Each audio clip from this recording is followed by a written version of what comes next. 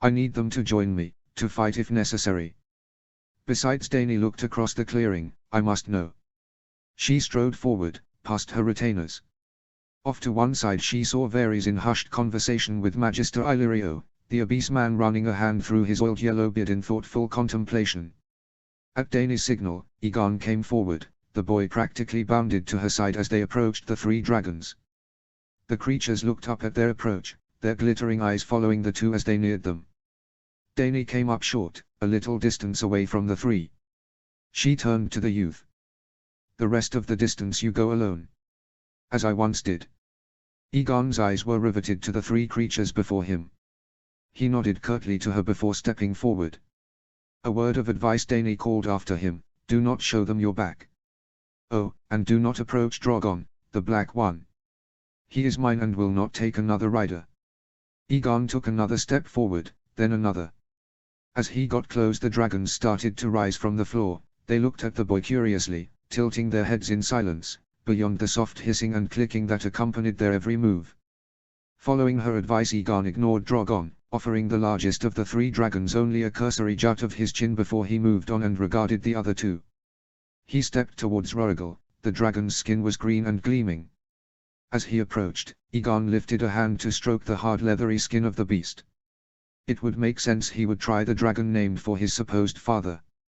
Rorigal's reaction was instantaneous. The dragon withdrew from the boy, hissing wildly, before opening his mouth to roar furiously in his face.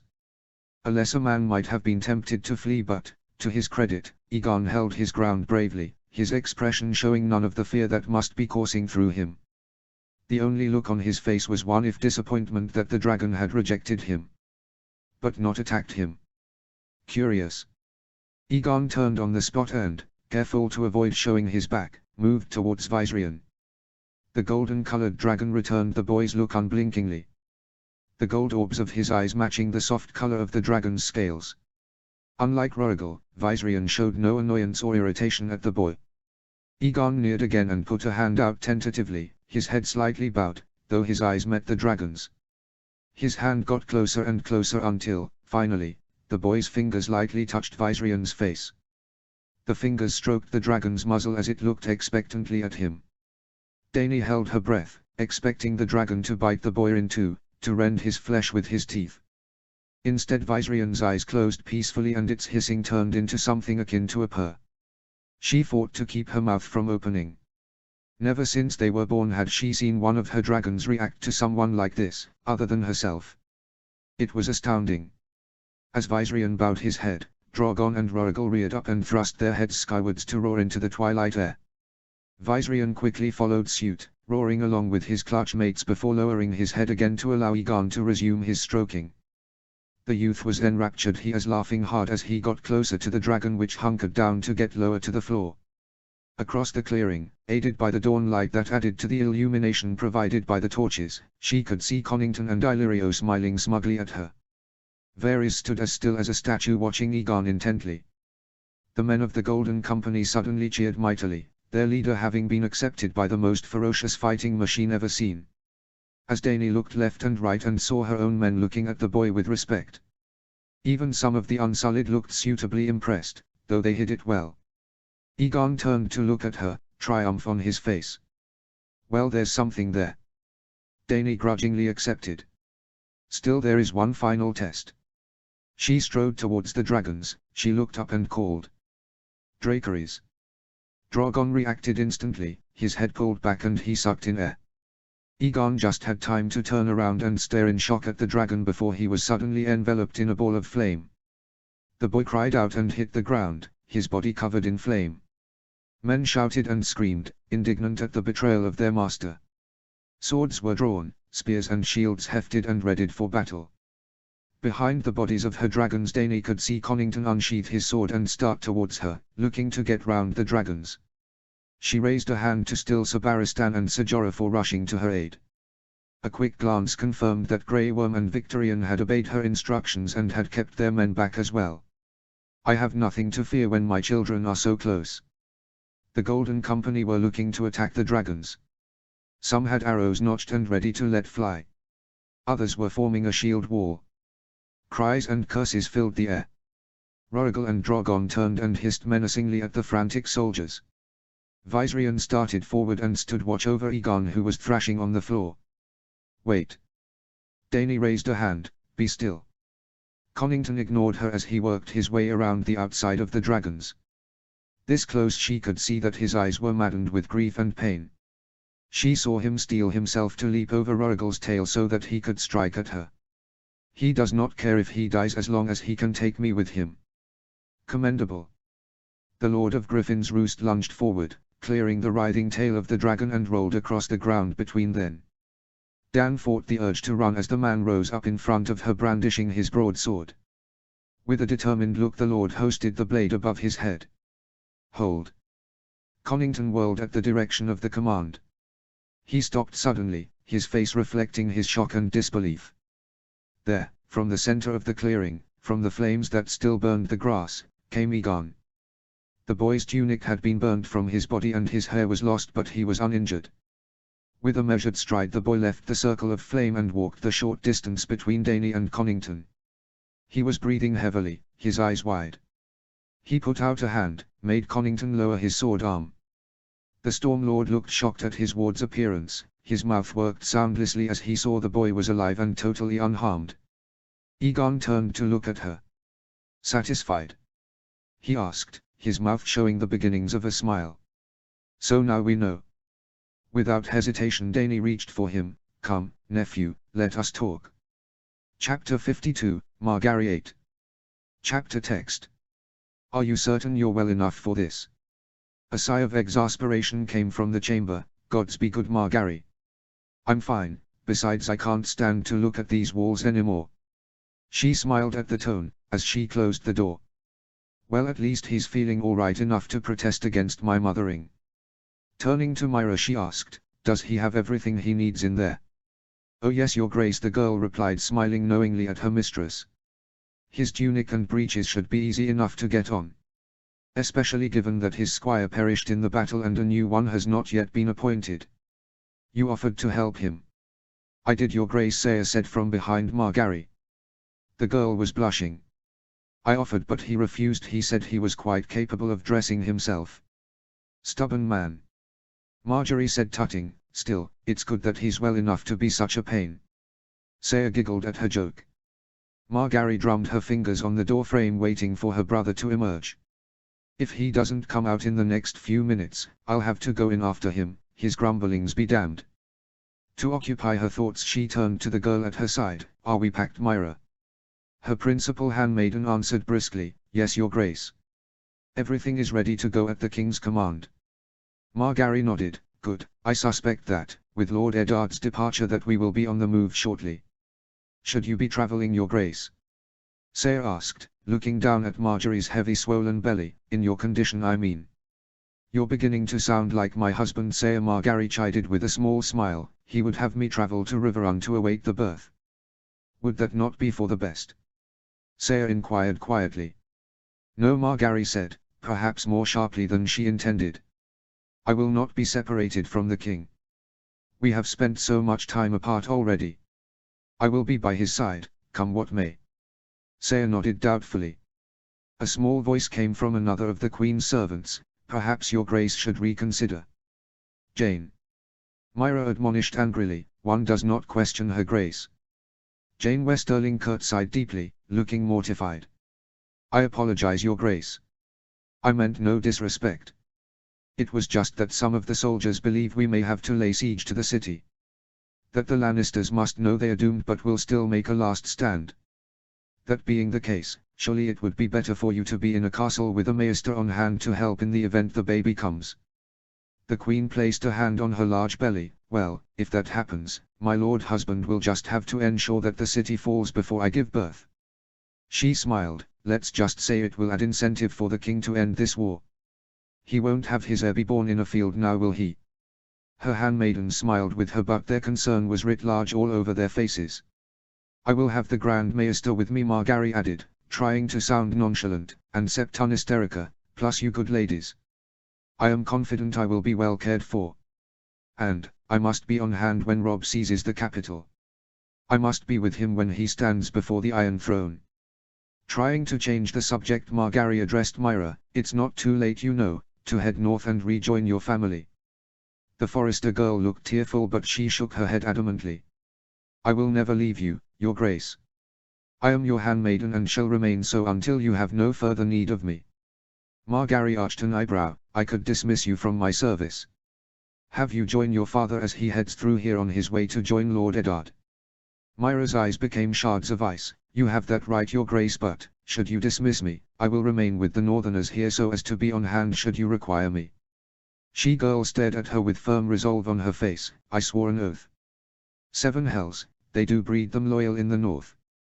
Well, except the Boltons." "All right, Myra, all right," Margaery said, placing her hands into the small of her back and bending, stretching her spine. "God's carrying a child is so undignified, but only by handmaidens can see me like this. I'm jesting. I would never dream of sending you away. I just know how hard it was for you to say farewell to your brother yesterday." Myra shot an embarrassed glance at the other handmaidens, then looked back at Margaery. "Yes, your grace, that was very hard, though I suspect Rodrik is less troubled by our parting. He wants to be home, fighting the Boltons and checking on his intended bride." Margaery twisted to remove some of the stiffness from her body. She came to a stop. "I had no idea your brother was betrothed." Her handmaiden nodded. "To Elena of House Glenmore, your grace. She and Rodrik have been friends since childhood and are very fond of each other." "Ah, then he had good cause to be worried," Margaery said sadly. "As I recall, the Glenmores are sworn to House Ryswell. We have word that Lady Barbary has joined with the Boltons in their little rebellion. They will expect their vassals to fight for them. Lady Barbary must hate the Starks with quite a passion to risk such a thing. Then again, she probably thinks that House Stark is weak and they'll never have a better time to attack. Rodrik says that the Glenmores are refusing to join the Northern Rebellion," Myra said. "Then I see why your brother is so concerned," Margaery said sympathetically. "By now the news of Robb's victory at Harrenhal will have started to filter its way north. The Boltons will want to crush any dissent quickly before the northern forces in the Riverlands make their way home to take their vengeance." "It is worrying, your grace," Myra said fearfully. "Elena Glenmore is a good woman and her family is a noble one." Myra's voice hardened. "But now that Lord Stark is on his way, the Boltons and their allies are doomed. She has such faith in the Stark name." The Queen saw doubt on the faces of her other handmaidens. Jane and Saya were looking at Myra as if she had gone mad. "You have a lot of faith in the king's father. Any man who has joined the Bolton cause will reconsider the moment they hear that Lord Eddard is alive," Myra declared firmly. "Once the Starks have returned to Winterfell, the North will rise to destroy Roose Bolton. No true Northman will raise a hand to fight Lord Stark. Let us hope that there are enough loyal Northmen left then." Margaery said sadly, though once again she was taken with Myra's declaration of love and for her husband's family. Still, she had noticed that such sentiments were common amongst the Northmen. If it was just Myra herself, then Margaery might have been tempted to dismiss the notion as nothing more than childish fancy, but she had seen it with her own eyes.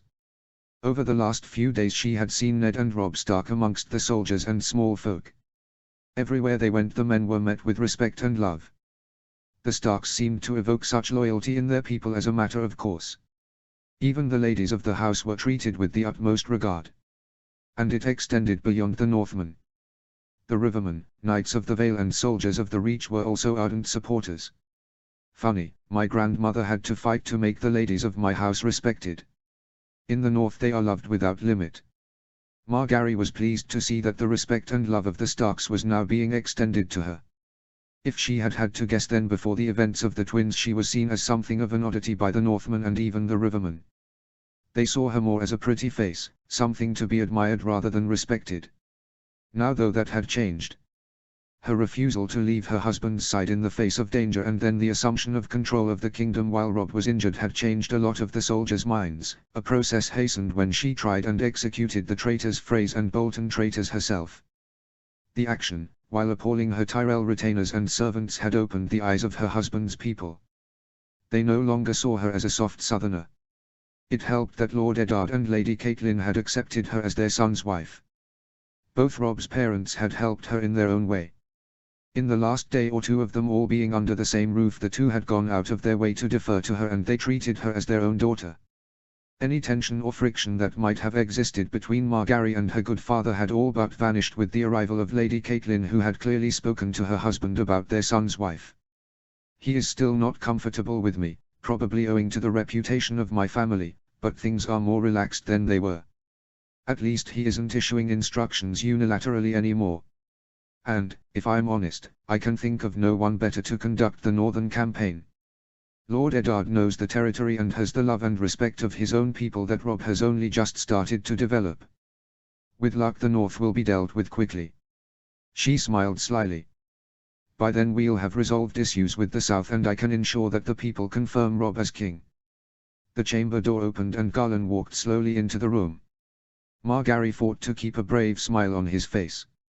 His step is faltering, his face ashen, gods, he's like a walking corpse. She resisted the urge to come to her brother's side.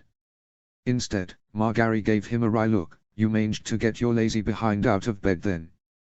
Well, as delightful as the accommodations here at Harrenhal are, Garland said with a small smile, I thought it would be best for my recovery to take a walk around the grounds, see the men, that sort of thing. As befits the leader of the Tyrell forces in the Riverlands. Margaery said solemnly, though her face reflected her joy at seeing her brother out of bed. Are you sure you're up to it now? At her brother's angry look, Margaery raised a hand. Frankly, I don't care if you're well or not, but I don't fancy facing grandmother's wrath if she sees you out of bed when you shouldn't be. The anger disappeared from Garland's face. He chuckled softly. I don't blame you. I would rather face the mountain again than that. You and me both, Margaery agreed. She offered her arm. Now, if you are set on this course, then the least you could do is escort your queen as she makes the rounds of the castle. You are a member of the Wolf Guard, are you not? Garland stepped forward slowly. He took her arm and allowed her subtly to add her strength to his. With a small cry he straightened and the siblings stepped into the outside corridor. They made their way to the central courtyard. A number of men saluted Garland as they passed. His fight against the mountain and his defense of the king was already the talk of the army. As is Lord Stark's valiant slaying of Jaime Lannister. The pair walked across the courtyard. Garland maintained a dignified look and pose as he moved, though his pace was slow, every step an effort. Behind them Margaery could hear her handmaidens shadowing them, their dresses swishing on the rough stone floor. Garland paused to wave to a small group of cheering soldiers. Not moving his lips save to smile, she heard him speak. A right pair we are. A heavily pregnant queen and a wounded knight who can barely move. If you want to carry the child, then you have but to say. You're more than welcome. Margaery said, using her spare hand to wave to people as she stood alongside her brother. Are you all right? Garland asked, his head leaning towards her in concern. How very like him. He was at death's door but a few days ago, but his first concern is whether I'm well. What I am is 7 months pregnant. Margaery dropped a hand to her belly. My feet are sore and I move with the grace of a sow, plus the baby kicks with the strength of a horse. It's like a herd galloping across my insides.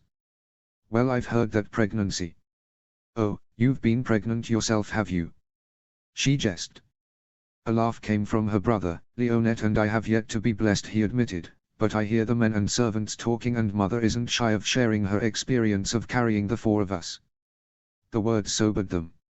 Any talk of family reminded them that one of Mace Tyrell's children was no longer with them. As if we needed reminding. They walked in silence for a moment.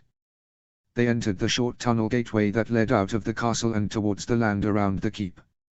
By unspoken agreement they were headed to where the Tyrell men-at-arms were encamped. I tried to save him, Garland said quietly. I saw him fighting Clegane, alone. I know, Garland, Margaery soothed, the pain bringing a tear to her eyes. I've heard from others. From Robb himself. They were too far away, her brother replied, his eyes clouded over in remembrance. Loras and Robb were surrounded. The mountain was hacking apart our men left and right. Margaery wanted to tell him to stop, did not want to hear anymore, but it seemed Garland needed to speak. Loras took Clegane on himself. Garland shook his head. He was always too headstrong. He ran straight in and tried to bring the monster down himself. My little brother, the Dragon Slayer. Margaery thought back to the flowery field of Highgarden with Loras running around brandishing a wooden sword and threatening the servants and vowing to save the land from evil foes. And he came up against the most evil of them all, and fell. I tried to reach them, Garland said. He was crying now. But there were so many between me and them. Loras made a good play of circling the mountain using his speed to keep him back, but then he got too close and the mountain gripped him round the neck. Margaery closed her eyes, she stifled a sob. Oh Loras. Robb was right there, Garland continued, he ran straight at the mountain with a spear. Damnedest thing I've ever seen. The king was injured and exhausted and didn't stand a chance, but he charged in anyway. He's lucky the Clegane didn't snap him in half. Margaery could not stifle a sob then. I don't know if Robb will ever forgive himself. His failure will haunt him for a long time. I was just too far away. Garland finished, sorrow overwhelming him. They paused in the entranceway to the castle so that Margaery could give him a hug. I failed him, Margaery, Garland cried into her shoulder, my little brother, I was supposed to protect him and I failed. No, Margaery said, pulling back slightly so that she could look her brother in the eye, you did all you could. It's war and in war people die. Loras will be remembered as a hero. Even though he was a pride-filled fool. Garland nodded slowly and, together, they resumed their walk. Around them they could see preparations being made for the army to depart Harrenhal. Supplies were being loaded on 2 wagons, weapons being sharpened, horses reshod. The whole camp thronged with activity. Where is Clegane now? Garland asked quietly. Best be honest. He is being held in the dungeons. She replied calmly, Robb has yet to decide what to do with him. He still lives then. Garland stated, he should have been executed on the battlefield. Robb has a problem there. Margaery said calmly, Clegane is still an anointed knight. He has not been found guilty of any crime. Garland whirled on her, far more quickly than she thought it capable of, he killed our brother. Do you think I don't know that? Margaery returned angrily, do you think Robb doesn't? But it was in battle, Garland, killing someone in a battle is not a crime. Garland glared at her, the monster killed small folk in the Riverlands. He's guilty of breaking his knightly vows. Gods be good, Margaery, he is supposed to have murdered Princess Elia's children. I'm not denying he's a monster, Margaery said plainly, a trial will be convened at a later date. For the moment let the man rot in the cells. When we come to execute him, and execute him we will, he'll be a shadow of his former self. Her brother clearly wasn't happy, but he let the issue rest. After a few minutes they'd walked into the Tyrell section of the camp. Margaery's brother looked around, surveying the number of tents and men. So few. He said aghast. How many have we left? Just over 400. Margaery replied sadly, her voice devoid of emotion. Less than half. Garland was mortified, I went into battle with almost 1,000 men. That's nothing, Margaery said, not unkindly, the Northmen and the Riverlands lost thousands in the battle. I once heard Randyll Tarly tell father and Loras that war was not a tournament or a game to be played. Garland shook her head, at the time only Willers seemed to understand what he was saying. Father was blathering on about the honor of combat and Loras lapped it up, but there was something in Lord Tarly's eye that gave me pause. He looked into the distance to see the graves being dug in some of far-off fields. It was this. It's this he was thinking of. Margaery nodded silently. There was nothing to be said. Garland sighed and indicated that they should resume their walking. As they passed the first line of Tyrell tents belonging to men of the Reach, Margaery's brother spoke once more. Any word on father? The Queen shook her head. Not a word. Willers has sent ravens with the reports from the scouts. The border with the Stormlands is completely quiet. We've received no word from the enemy saying that have father captive and want concessions or ransom for his body. Odd for Stannis not to capitalize on such a victory, Garland noted. Had I destroyed the army on my borders, I'd march straight in and start conquering enemy lands. That thought has occurred to me more than once. Lord Eddard, Robb and Sir Brynden thought that it might be that Stannis would not want to invade the Reach with the Lannisters still on his doorstep. Garland grunted in agreement, they are probably right. Do you think that may change once Stannis finds out that the Lannisters have been broken? They weren't sure, Margaery admitted.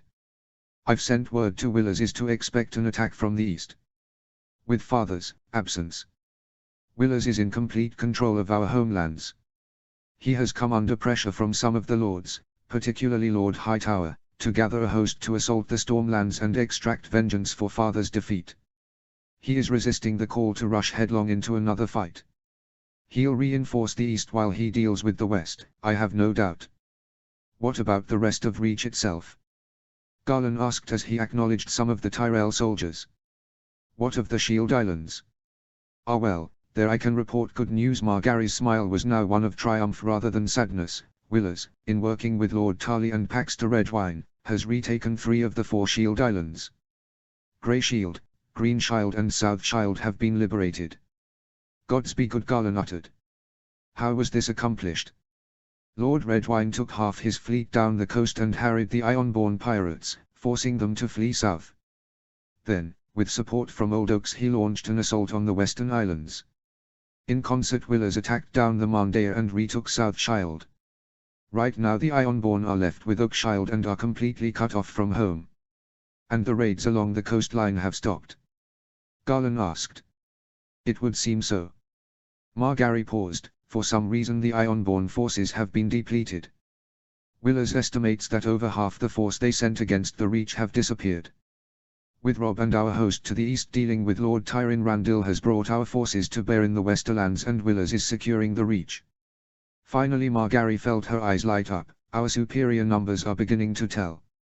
Willers says that he should have reclaimed the Shield Islands within the next week. Once he's secured the Reach, he'll send a force to meet us at King's Landing. And the Westerlands? Her brother prompted, wincing slightly as he shifted his weight on Margary's arm. They had completed a circuit of the tents and were now on their way back to the castle entrance. Lord Tarley is still besieging the rock, Margary said. Damn thing is impregnable. But he is certain that they're not getting food in anymore. He plans to starve them out and forego the necessity of a full-on assault. In the meantime he is launching raids against the Iron Islands. Not enough to seize land, but to make sure that the Greyjoy forces remain pinned and under control. Very much as they were doing to us a month ago. Garland suddenly snarled as if he felt a shoot of pain go through him. Exactly, Margary said, holding her brother in concern. He indicated she should continue. With Lord Eddard heading north to deal with the Boltons and us about to resolve issues in the south, this war could be over soon. It has been a somber occasion that morning. Margary felt the Starks' pain as they separated once more. Catelyn and Sansa were in tears as Lord Eddard gathered his forces and rode north, taking almost half the Stark host. The Queen had expected all the Starks to travel with Lord Stark with the exception of Robb. Instead, to her surprise, she discovered that Lady Catelyn and Sansa wished to remain with her and travel with Robb to King's Landing. It's because I'm pregnant and due to give birth soon. Nothing attracts women more than babies. Furthermore, Margary suspected that Ned Stark was due to fight a vicious war in the north and would want the Stark women safe while he did so. He failed on one count, however. The only one of the family who went with the Stark patriarch was his youngest daughter Arya. The girl had said goodbye to her mother and sister and then vaulted into her saddle wearing her light leather armor. She had ridden after her father with barely a backwards glance. That girl is a cold one. Why is Lord Bolton bothering to fight at all? Garland asked, breaking her thoughts. He must know he can't win. The Queen mused this over. What is Lord Bolton thinking? He can't possibly be hoping to fight the Stark forces. Even before the Vale joined us, the numbers we command would overwhelm him. The answer was obvious to her. He has no choice but to fight. Robb and his father will never forgive him for trying to kill us all at the wedding. The Starks do not take betrayal lightly. Between them and the rest of the North baying for their blood, it would seem that Roose Bolton's options are limited. Garland slowed suddenly, but he must know he can't win. He spoke quickly as if trying to distract her from realizing that he was in a great deal of pain. Such pride these men have. They arrived at the castle entranceway. Margary nodded in greeting to the multiple guards at the entranceway. Perhaps. But what choice does he have? Margary looked at her brother in concern while trying to maintain the charade, to salve her brother's feelings. Personally, my only fear is that Bolton will either flee Westeros entirely or try to join the Night's Watch. Either way he could escape punishment for his crimes. Though I suppose I can take solace that the war will be over. Garland grunted and bent over, gasping in pain. Margary waved away her handmaidens and the castle guards who had stepped towards them to assist her. Alone, She slowly lowered Garland to a sitting position just outside the castle gates. Her brother had gone white and was breathing heavily, but he nodded at her to confirm that he wasn't in immediate danger. A horn sounded behind Margaery. She looked up to see a line of Vale Knights ride towards them.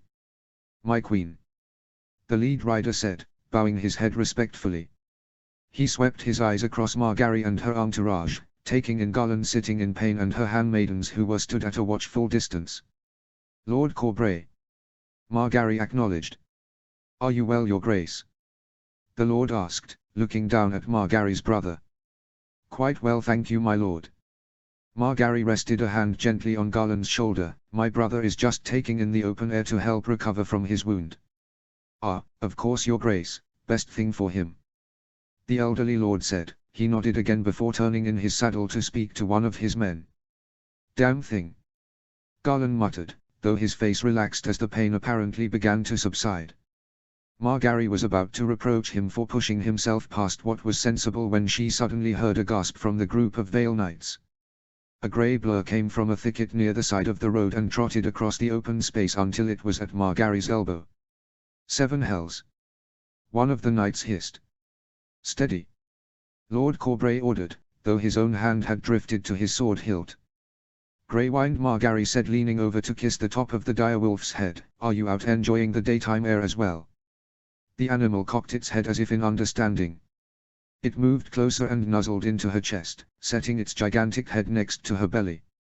Margaery suspected that, had the wolf been so inclined, it could have swallowed her entire stomach with one bite. As it was, the wolf merely rested its head alongside Margaery's chest, almost as if it were listening to the infant within. As if in answer to the wolf, Margaery suddenly felt the child kick inside her. Greywind felt the vibrations and whined in response. She smiled as she ran a hand across the direwolf's head.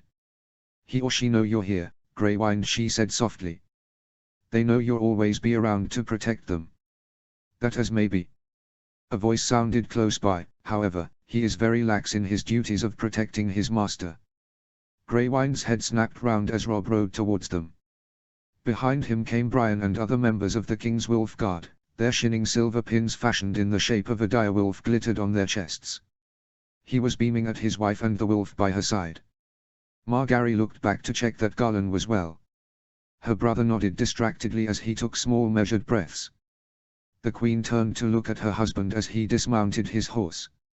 "I believe he likes your scent, my queen," Robb proclaimed, gesturing to Greywind as he stepped in to embrace her and kiss her cheek. "And what of you, your grace?" Margaery asked coyly. "Do you like my scent?" "Seven help us," her brother snorted from beside them. Hopefully he's the only one who heard. "What was that, Garland?" Robb asked cheerfully. He pulled Margaery to him and set her back against his chest, leaning over her shoulder as he spoke. "I didn't hear." "Beg pardon, your grace," Garland said, all innocence. "My back is hurting something fierce." "Ah yes," Robb said, sobering. "How are you, my friend?" "I am on the mend, your grace," Garland said. "I only wish I could have done more, Laura." "Your brother was the most noble of men," Robb declared. "The fault for his death is mine, and my alone." "You have nothing to reproach yourself for." Margaery sighed heavily. "Robb is being extremely noble, especially as he's talking about a man who didn't think he should have been king at all." Her brother had thought that Renly was a better choice. And he saved Garland when he lay injured on the field. Brian had told her how her husband had refused to leave Garland at the height of the battle, a decision that had almost cost the king his own life.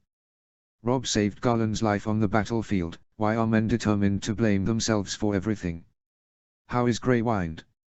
Margaery asked, petting the direwolf who purred softly at her touch. Robb had spoken to her about the need to go riding around the large camp as soon as his father had left. He had wanted to survey the troops, especially the new contingent that had arrived from the Vale. Margaery had suggested he take Greywind with him on the short sojourn. The wolf had been cooped up in the kennels resting from the terrible injury inflicted during the battle. Only yesterday had the wolf taken its first proper, unaided steps. But now it was unhappy at the close confines it had been kept it. It was a wild creature that wanted to be out in open fields. "All the better now that he has you tending him," Robb said, looking smilingly down at the wolf. Why is it that he invokes such terror in our enemies and yet, with you, he's as soft as a newborn pup? He quickly raised his hand, and no jokes about him being like me, thank you. Margaery laughed joyfully as she stroked the direwolf. I suspect he knows how I spoil him with treats, that's all it is. Well, he did very well this afternoon, Robb said, stroking the grey wine's thick fur. He made the whole journey with barely a whimper. Are we talking about me or the wolf? Garland asked lightly as he heaved himself to his feet. He put up a hand to stop Myra and Saya coming to him. I am proud of you both, Margaery stated with a broad smile. Robb looked up at Lord Corbray. How are the preparations, my lord? Are you ready to be off? Corbray inclined his head, as ready as we'll ever be. It helps that we only just arrived yesterday, of course.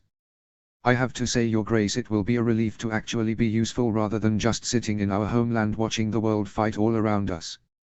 I'm hopeful that the Lannisters will surrender the city rather than fight. Robb replied, their army is lost, they can't hold the city, which by all accounts is suffering from lack of food. I mean to offer generous terms to the Lannisters if they surrender peacefully. Margaery's eyes narrowed. Generous terms? What's he thinking of? The Lannisters have ripped the Seven Kingdoms asunder, they can't be allowed to keep the throne. Margaery and Robb had discussed this, but they hadn't agreed on a course of action. What is to become of them, your grace? Corbray asked as he watched his men begin to ride into the castle. The queen turned to watch her husband. Robb frowned. That very much depends on them. If they surrender the capital and relinquish the throne without a fight, then I may yet let them keep their lands. You'd allow the Lannisters to keep the Westerlands, your grace? Garland asked, surprised. No, no, Robb replied as he stroked Grey Wind. At most they can keep Casterly Rock, but the Westerlands will be held by someone else. The Lannister power will be broken and will never again hold sway over the realm. She worked to keep her face impassive, though inwardly Margaery smiled. Relief flooded through her. It had been her suggestion to allow the Lannisters to keep Casterly Rock and its immediate lands, but to strip them of everything else. It would seem her argument had won the day and her husband had adopted her strategy. Robb accepts my advice as Renly or most other highborn lords never would. Corbray took in the king's words and then nodded brusquely. Well, I'm sure you know what you're doing, your grace. I look forward to enforcing your will. With a bow the Lord of Heartsholme spurred his horse and followed his men through the cavernous opening at Harrenhal. Well, I shall leave your graces in peace, Garland said as he lifted himself to his feet. I must make sure I'm ready to leave as well. You're coming with us? Robb asked. He looked between his wife and good brother in confusion. I thought it would be some time before you would be ready for battle. I will be, Margaery said, looking sternly at her brother. It will be a great deal of time before he'll be fighting once more. Never again if I have anything to say about it. Nonsense, your grace, Garland declared, a stern expression taking hold of his face. I am on the mend and will be ready for the ride to King's Landing. I do not want you to get yourself into a battle. Margaery felt her eyes well in tears. You are nowhere near ready. If she had said such things to Loras, Margaery knew she would have had to endure anger and bluster. Garland though was more subdued. We've just heard of the terms offered by the king's sweet sister. There is unlikely to even be a battle. But Garland said, his voice becoming firm. I am the leader of the Tyrell forces here, I will not shirk that responsibility. I mean to lead our men south to King's Landing and then on to the Stormlands to rescue our father or bring his body home. Margaery could do nothing but nod. With a determined look and a bow to the king and queen, Garland moved away and walked back the way he'd come. At a gesture from their mistress, Jane and Saya followed her brother at a discreet distance. They'll make sure he gets back to his chambers safely. Together Robb and Margaery watched Garland leave. Finally Robb broke the silence. Is he going to be all right? She grimaced. I fear the damage to his soul is much worse than that done to his body. He feels he failed Loras. As did I. No, Robb. Margaery turned to hold her husband. I know you both did all you could. The mountain was just too strong. Indeed, Robb cast another glance after Garland. That makes it no easier to bear though. Perhaps the great leaders never truly get over the deaths of those that serve them, Margaery suggested. Maybe their failures spur them on to do better and see that it doesn't happen again. Maybe, her husband replied. It still aches though. As I'm sure it does for you. It does, she confirmed, but my grief will not rule me as it does others. Rob looked appraisingly at her. I sometime forget how strong you are. Not today you haven't, she said smiling. I'm happy you gave my proposal more thought and have agreed to act on it. I would be a fool not to listen to you, Rob said, drawing her into an embrace, though careful not to exert undue pressure on her stomach. You give me strength and inspiration when I most need it. He looked down at her, kissing her brow, smiling. Now that I have you, there's no escape, you know. She returned his smile. From you I'd never wish to escape, my love. She sighed contentedly before looking up. When do we leave? Tomorrow. The king had a faraway look in his eye. Her stomach felt another kick. The queen's eyes flicked down. Soon, my little one, soon. Chapter 53, Daenerys 2. Chapter text. Is this wise, your grace? Perhaps not. But it would seem I have little choice. The knight behind her bristled as they walked. There is always a choice. You have a legitimate claim, do not throw it away like this. She sighed. I do have a claim. But there are many out there who would believe different. Aegon has the Golden Company and well as the Dornish, neither army will follow me with him around. You can fight them, if it come to that. No, Ser Jorah. She stated firmly. Civil war within my family's house has caused untold tragedy throughout the centuries. The Dance of Dragons, the Blackfyre rebellions, I will not spark another one now. Besides, she continued as they descended some steps, fighting between ourselves would serve no purpose. But to accept him as your nephew will effectively end your claim. Aegon and I have an agreement. I will not renounce my claim. It has been decided. I will not slink from the throne simply because I am a woman. Ahead of them, at the end of a narrow corridor, they saw Aegon standing anxiously next to Jon Connington, who had clearly been talking to the boy. I don't advise this, the man behind her said as they neared the door. I know, Ser Jorah, I know. Dany said, looking back at him briefly, but we deal with the world as it is, not how we would have it be. At least for now. Ignoring his look of despair, Dany neared the end of the corridors and entered the small hallway into which was set a large chamber door. Connington saw her approach and bowed his head in respect. Aegon turned and beamed as he saw her. Are you ready? He asked, all enthusiasm. Damn him. I am. She said formally. Then after you, your grace. Aegon insisted. Planting a smile on her face, Dany nodded to the two unsullied guards who opened the door to the small council chamber. She stepped over the threshold and entered the room, sensing Aegon coming in quickly behind her. Connington and Mormont bringing up the rear. She stepped into the small room and looked about her. This chamber was significantly smaller than the ones she had been used to of late, the throne room of Meereen, the Great Hall of the Red Keep. This room was very more compact, a large rectangular table set against in the middle of the room, surrounded by a number of high-backed chairs. By the doorway she had just stepped through, Daenerys could see two Valyrian sphinxes. Their eyes seemed to blaze in their black marble faces, looking ominously down at her. What history they must have seen. What tales they might tell if they could but speak. Well, they're about to see a little bit more history being made today. A small crowd of men turned to view her. The principal lords and commanders of her armies and Ants were mingled about the room. Evidently the men had been indulging in their own idle conversation while they awaited to find out the reasons for their having been summoned. She was not a fool. The only real thought on everyone's mind was on who would be taking the throne. Well, the wait is over. Dany stood before them, Aegon at her side. She looked over the men's faces. The only one not standing was Doran Martell. The Prince of Dorne was sitting in a wheelchair contraption which he had had a servant turn in the door's direction so that he might observe as she entered. Both Doran and his brother Oberyn had arrived the evening before from the long march from Dorne. The two men had pledged, on behalf of the Dornish forces, their loyalty and allegiance to House Targaryen. Dany was glad the men had arrived. It was after all the first noble house to bend the knee to her, but she couldn't help but notice that Prince Doran had been looking solely at Aegon when he pledged his devotion. Nodding at the group, Daenerys spoke. Thank you for coming, my lords, good sirs.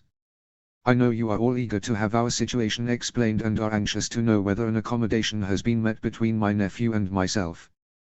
Could have sworn I saw Ilyrio's shoulder sag in relief. She paused, gathering her breath. If I look back I am lost. I wish to start by informing you all that I have accepted Aegon as my brother's son. While I had reason to doubt the circumstances of his escape from the Lannisters, I believe that my dragons have confirmed that he has Targaryen blood. Or, at the very least, is of the blood of old Valyria. A slight stop here, for effect, before she pressed on. However, my acceptance of his birthright does not automatically mean I will support his claim to the throne. On a practical level, I have a large army that has followed me across the world on the understanding that I would be claiming the throne. They trusted me enough to follow me. I will not betray that trust. Moreover, I disagree with the notion that because someone is a male they are entitled to inherit. That being said, Dany took another breath. I will not start a civil war over this issue. The enemy is outside these walls and we will only weaken ourselves by squabbling internally. She glanced to the side, giving Aegon his cue. The youth spoke quickly, but clearly, therefore it seems just, given that we both have a claim, that we ally the two factions by marriage. My aunt and I will marry for the sake of the kingdom and to unite House Targaryen. Dany watched the assembled men with interest. Some, like Victarion Greyjoy and Oberyn Martell, seemed bored with proceedings. Doran Martell, Illyrio and Connington watched the declarations with interest. Daario Naharis looked furious beyond the telling. He had purpled in anger. He's realized this particular road must be closed to him from now on. Surely he should have realized this would have happened. If it wasn't Aegon it would have been someone else. Forgive me, your graces, Sir Barristan asked from the other side of the room. But which one of you will actually be in command? Dany shared a look with Aegon before returning her gaze to the group. We will both be rulers and in joint command of our forces. She saw the skepticism on their faces, the doubt in their eyes. In many ways she shared their incredulity. Before she could carry on, Aegon spoke. I know this is an unexpected turn of events. But it is truly for the best. He reached and took Dany's hand. Believe me, we will make it work. The wedding will take place as soon as possible. Dany finished, taking up the thread. We have an audience scheduled for this afternoon where we will invite the small folk into the Red Keep to seek judgment and redress. And to get a look at their new rulers. But before we do, Aegon said, smiling. We have a number of appointments that we will make now so that the people in question are prepared for the audience later. She took a deep breath. First off, we confirm Sir Barristan Selmy as the Lord Commander of the King's Guard. Dany looked at the old knight. Sir Barristan, you have served the Targaryen dynasty faithfully and well. Now that you have returned to our service, we can think of no one better to protect us. Your graces honor me, the knight declared, dropping to one knee. Aegon gave the man a tight smile. He still does not trust anyone who served the usurper. Well, he shall have to learn of Barristan Selmy's merits as I have. We would next appoint Prince Doran Martell as the Master of Laws. Her nephew addressed the highborn man in the wheelchair. My prince, your family supported ours for many years. It pleases us mightily to be able to appoint you to the small council. The Prince of Dorne nodded his head in thanks. I accept your graces, gladly. Behind him she could see Doran's younger brother Oberyn fidgeting mightily. She couldn't tell if it was from agitation or pure boredom. Dany cleared her throat. We would next appoint Lord Victarion Greyjoy to the small council as Master of Ships. My lord, you are new to our service, but I am certain that no one present can argue your experience and mastery of sea warfare. Though I hear you're not as good as Stannis Baratheon. The surly Ironborn captain merely inclined his head. It was a small gesture, but Dany hadn't expected anything more from the man. He was cold and emotionless, not given to express his feeling except for occasional outburst of wild rage. Dany smiled at the man and then nodded slightly at Aegon. Next is the post of Master of Coin. The youth said, carrying on down the list. It pleases us to appoint Magister Illyrio of Pentos in this role. He looked at the Abyss merchant. You have been a staunch friend, Magister, and we trust you will remain so. Illyrio nodded, while running his hand through his large oiled beard. He seemed genuinely pleased, if unsurprised, by his appointment. Lord Varys will remain as Master of Whispers, Dany stated. This one was difficult. I personally find the man very difficult to deal with, but there is no one better for the job. Though Aegon pushed for Lysa no More, the the spymaster of the Golden Company to take the role, Dany has vehemently disagreed. Better to have Varys here where I can see him than have him wander the realm doing who knows what. The role of the Grand Maester will remain vacant, Aegon declared, until the Citadel appoints a new person to the role. Dany could see a number of those present were curious at that statement. They are wondering what is to become of Pycelle. They'll find out soon enough. The only post traditionally held on the small council left to fill is the most important one, Dany said. Gods, this one was hard. The hand of the king is the most important role we can bestow. The man has to be strong and able. Both a general and a diplomat. Someone who can lead us in both battle and peace. She steeled herself before finding the man in the crowd. To that end, we would name Lord Jon Connington as the hand of the king and queen. It was hard not to see expression of surprise and bitter disappointment cross Jorah Mormont's face. I am sorry, my old friend, but Connington has more experience of leadership. He already commands the Golden Company and Aegon trusts no one better.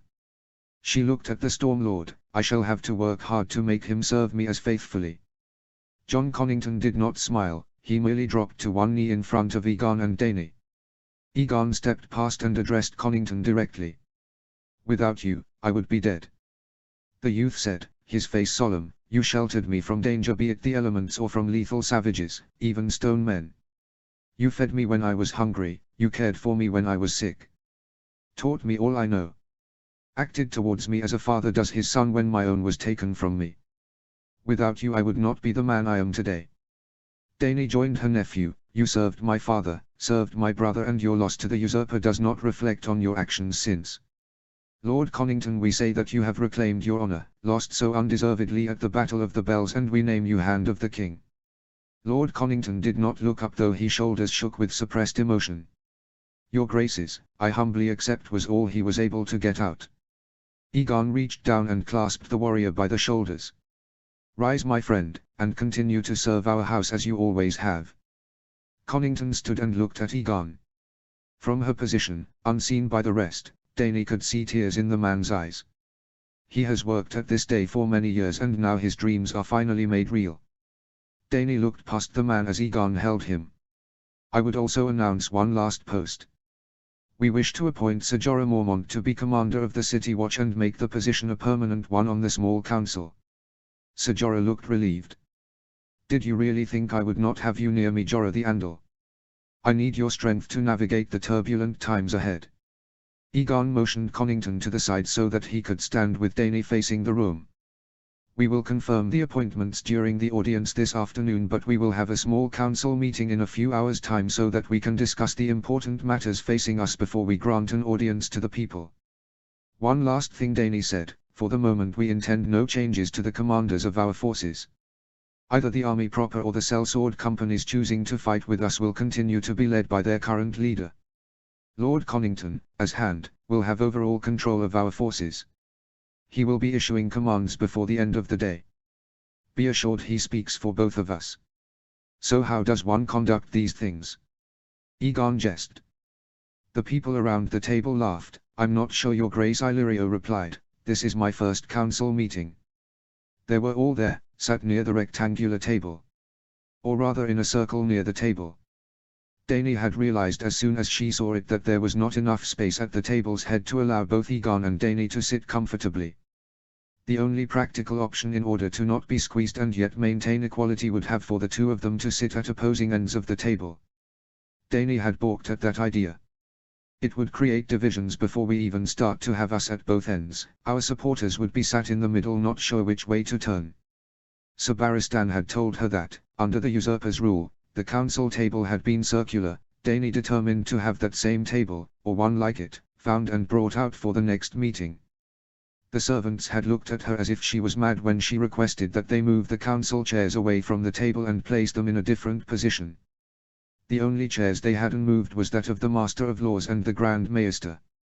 Instead they left a space so that Doran Martell might have his servants wheel him into his intended spot. They sat in a circular fashion with Aegon and Dany next to each other. The council members sat facing inwards. They had no parchment or refreshment, they merely sat facing one another. Let us begin, Dany said sternly, with finding out the state of the city. Are we sure it is under our control? Undoubtedly, your grace. Varys spoke, looking comfortable with his hands placed serenely in his lap. There was some uncertainty through the last few days, but the Golden Company and Unsullied have managed to maintain order. Quite admirably, if I may say so. It would be best if we managed to redeploy the Gold Cloaks, Barristan said. They are a symbol of continuity and will help reassure the people that we can maintain order. Having our soldiers on the street, some of our best soldiers no less, seems too much like an occupation. Agreed, Connington said, his badge of office now glittering on his chest. He turned his head to look at Dany and Aegon. You are liberators, not conquerors. Are the Gold Cloaks ready to serve? Dany asked, feeling terribly unfair to Ser Jorah, who had only assumed command a few hours ago. I'm not certain. Jorah admitted, his face grave. Their numbers have been depleted due to conflict and constant conscription into the various Lannister armies. However, I mean to visit the barracks later today for a full inspection. I aim to resume foot patrols of the city this evening if possible. Can we count on their loyalty? Aegon asked. Mormont shot the youth a sour look. We'll find out later today, won't we, your grace? Dany frowned. That kind of behavior really doesn't help. I shall have to have words with him. It would help if a bonus marking the beginning of your new reign is provided, Varys said silkily, to ensure the loyalty of the men. I'm sure we can oblige, Magister Illyrio replied, shifting in his seat. Where will that money come from? Ser Jorah asked. I imagine the Lannisters raided the coffers to pay for the Golden Company. They did. Illyrio chucked, his fat face giggling with mirth. But I brought with me a good deal of money from Pentos. If we do that, the soldiers will expect money as well, Connington pointed out. A great deal of our forces are sellswords, their hunger for gold is insatiable. The new master of coin shrugged as if he expected no less. It is not a problem, I assure you all that a bonus will be provided to all the men who serve us. Not the Unsullied. Sir Barristan said firmly, they will be insulted if you offer them money in exchange for service. Surely they'd be more offended if extra money was not forthcoming. Doran pointed out.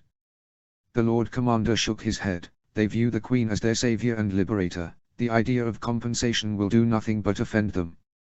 I wish we did not have to pay any of our men beyond what was agreed for good service, but it seems we have little choice. I must be absolutely sure of the army's loyalty before we begin to take back our lands. You will talk to Grey Worm, Sir Barristan, one warrior to another. She had no wish to offend her most loyal men. If it is his view that the Unsullied should be offered money, then we shall so do. Selmy bowed his head in acknowledgement of her command. Satisfied, Dany turned to the commander of the City Watch. Do what you can, Ser Jorah, to make the Gold Cloaks fit for duty. Mormont nodded dully. What of the remnants of the Lannister force? Aegon asked. The ones in the city. They have been contained, your grace. The Hand answered. Those that escaped the trap at Harrenhal and made their way back here have been arrested. We are holding them in small groups apart from each other around the city. That's a short-term solution. The question is what we propose to do with them in the long term. Dany asked. If I may suggest a course of action, your grace. Sir Barristan said, clearing his throat. These men are nothing more than soldiers. Most of the small folk in their ranks are likely to have very little loyalty to the Lannister course. I suggest offering them an amnesty if they agree to join our own units. The Queen saw Connington's and Mormont's eyes light up. Doubtless they would love to replenish their own units with new blood and bolster their own forces. She could almost sigh. And so the power play and one-upmanship truly begins. Dany voiced her consent to this plan, making sure to confer with Aegon so that he did not feel that she was taking over unduly. Can't have that now, can we? What of the highborn prisoners? Doran asked. We currently have Cersei and her children in our custody. Not to mention Tyrion Lannister and Grand Maester Pycelle. Varys added. Dany recalled the sight of the small fellow being dragged from the balcony as she had landed on Drogon and begun her triumphant procession towards the Great Hall. She had not been that interested at the time. It was only after she had spoken to Varys and told him what she had seen that he had informed her that the prisoner being taken to the dungeons was Lord Tywin's son. They are Lannisters, Aegon said, his tone sour. We should execute them all as traitors to the realm. The children are innocent. Sir Barristan objected. And Joffrey was far from innocent if what Varys tells me is true. Doran, though, agreed with Sir Barristan, not to mention that Cersei's daughter Myrcella travelled with my host from Dorne. She can die with the rest. Aegon declared, his eyes blazing. I crave your indulgence, your grace, Prince Doran said humbly, but the girl Myrcella is betrothed to my son Tristan. The two are very fond of one another and I would not wish harm on the girl. Have you forgotten what the Lannisters did to our family uncle? Aegon's eyes were pools of hate. Have you forgotten what happened to my mother and sister? The Prince of Dorne's eyes narrowed until they were mere slits in his stone-like face. I will never forget my sister and niece. However, nephew, the girl is under my protection. Would you compound the Lannisters' crimes by adding to them? Is that the kind of ruler you mean to be? There was silence in the chamber. Aegon looked angrily at his uncle. Dany leaned forward in her chair. This is a subject for another time. At the moment the prisoners will be kept in the cells, in relative comfort. As comfortable as one can be in a prison cell. And the girl? Aegon snapped. A vein throbbed at his temple. Dany stared her nephew down. You don't want to wake the dragon. I see no harm in leaving her in the custody of Prince Doran. For the moment. Aegon looked ready to spit blood, but Jon Connington caught his eye and made an almost imperceptible shake of his head. Swallowing his anger, Aegon settled back in his chair. After a moment he nodded briskly. Well, that's a victory. Of sorts. He can be made to see reason if you push hard enough.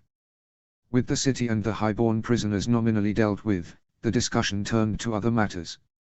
What is the current status of the army? Aegon inquired, his anger of a few moments ago seemingly forgotten. Connington coughed. I did an inventory after you appointed me, your grace. It is my own estimation that, with the union of our two factions, we have close to 40,000 men. So many? Dany asked, attempting to hide her astonishment. The Golden Company and other sellswords number around 11,000. We have 10,000 unsullied, 800 Dothraki, 5,000 Ironborn, 2,000 gold cloaks, another 2,000 men that used to serve the Lannisters, and, finally, 10,000 Dornishmen. Only 8,000 of which are here. Doran Martell said quietly, the rest are currently in the Stormlands occupying Baratheon territory. What of the Stormlands? Dany asked curiously, how is that you managed to invade Stannis' land unopposed? It was a simple matter, your grace. Doran replied, Stannis Baratheon was not there to prevent our passage. What? Please explain. Doran set his hands on the armrests of his chair. Your grace, it is my solemn duty to inform you that Stannis Baratheon has fled the Stormlands. When my brother and I marched through the region we met no resistance whatsoever. At first I suspected a trap, that Lord Stannis intended to lure us into an ambush in the same manner as Mace Tyrell. Instead our scouts found nothing. According to the small folk, Stannis used the fleet he had left from the Blackwater and set sail less than a week after his victory against the Reach. We have no idea where he went. Dany turned to Varys. Well.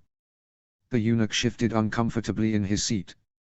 I must confess, your grace, that Lord Stannis' disappearance is a mystery to me. My last report indicated that Robert's brother was fortifying his homeland in expectation of another invasion either from us here or from the south. Well, he was right on that score. However, the eunuch went on. It would seem that he has left the Stormlands with close to his entire army. The castles we encountered surrendered without issue.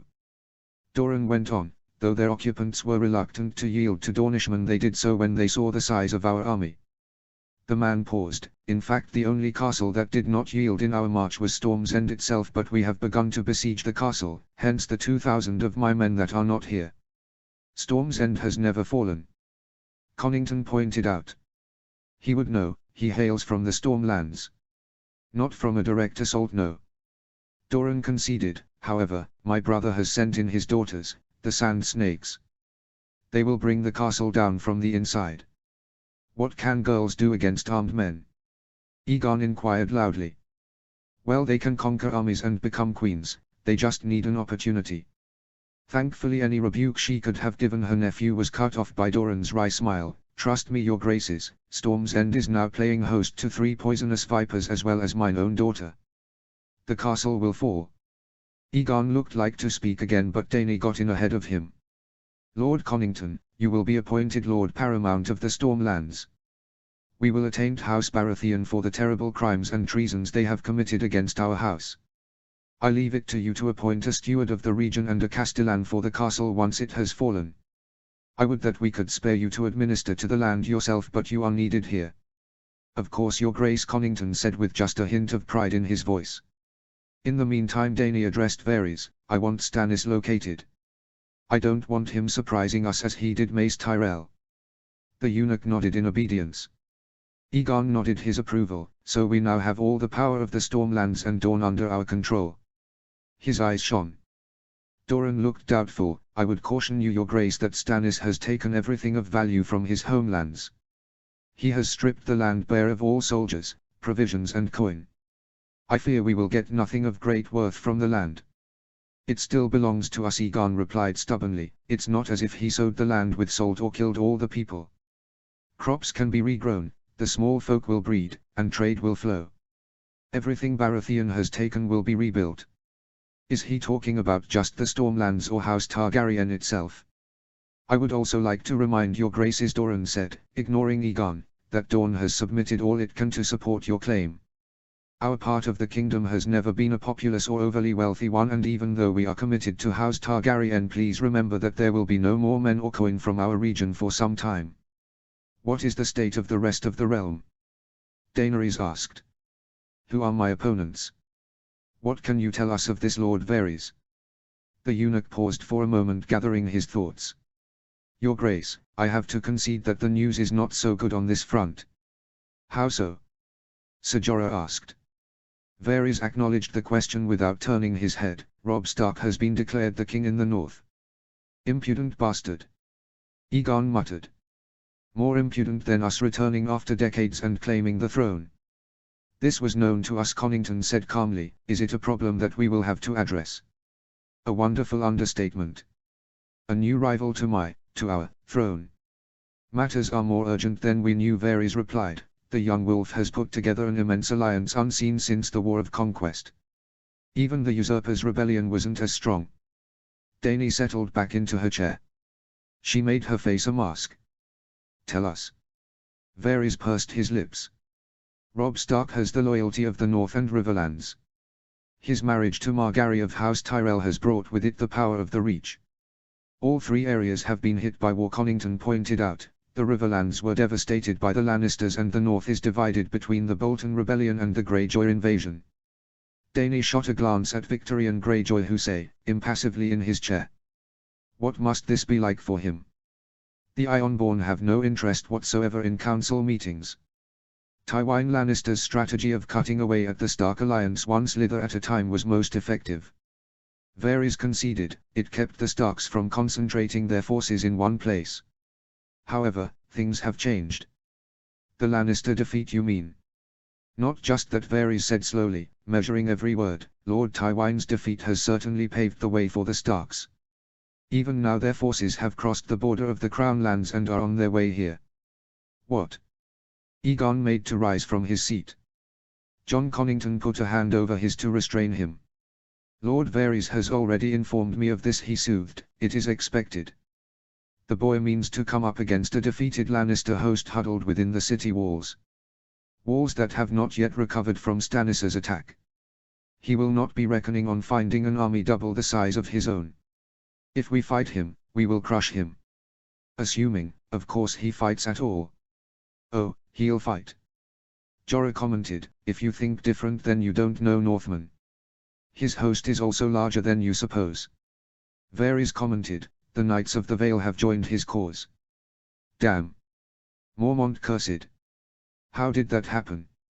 There's a more immediate concern, Varys said, looking regretful at having to give yet more bad news. Ned Stark is alive and has won the loyalty of the Vale. It was him that led an army of Vale Knights to assist in defeating Lord Tywin at Harrenhal. Silence gripped the room. Dany could almost feel her heart beating more quickly at the news that one of the few men who helped kill her father and brother was still alive. Lord Stark is alive. Prince Doran confirmed, his voice conveyed his disbelief. He hasn't been seen or heard from since he was arrested in the wake of Robert Baratheon's death. It was thought he had perished. That's true, my lord, Varys replied, his voice soft. However, my little birds have confirmed that he is alive and currently with his son at Harrenhal, though it looks as if the army will soon divide. Some of the army will head north to reclaim the lands from the Boltons and the Ironborn. Varys looked apologetically to the left. I fear that the numbers now at the Stark's disposal will make short work of the defending force there. If Victorian Greyjoy was distressed at the imminent defeat of his countrymen in the north, he gave no sign. Varys would have elicited more reaction if he'd been talking to a stone. How many men does Stark have at Harrenhal? Connington asked pointedly. My little birds put his force at between 30 to 40,000 men. Varys responded, though it is likely that there are other garrisons and forces in the surrounding areas that can add their numbers to the main host. We know that there was a small army already in the neck trying to break through to the north. Do the Ironborn still hold Moat Cailin? Lord Connington asked, the question coming fast. At last report. The Hand thought for a moment. Ned Stark would not attack the moat with anything less than 10,000 men. When you consider the forces both there and in the north itself. He looked at Varys. Do we know if Robb Stark knows about our arrival? That the Lannisters have been deposed? I would think not, my lord, Varys replied smoothly, though it is just a matter of time. Stark will divide his force. Connington said confidently, he'll want to rescue his homeland while invading King's Landing and putting an end to the Lannisters. He has enough troops to do both safely. Bolton has only a small force and the capital is ripe for taking. If I was him, I would split my host and send 2 armies north and south, to take both objectives at once. This is of great benefit to us. Fighting each army one at a time would be preferable. Jorah Mormont agreed. Who then will come south? Dany asked, Ned Stark or his son? I would so very like to meet Lord Eddard and carry out the justice that has been denied to me thus far. Especially with Robert's and Lord Tywin's death. Ned Stark will be the one to go north. Mormont declared, I have known the man for decades. He will not allow Bolton's treachery and the Ironborn invasion to stand. So we face the boy instead.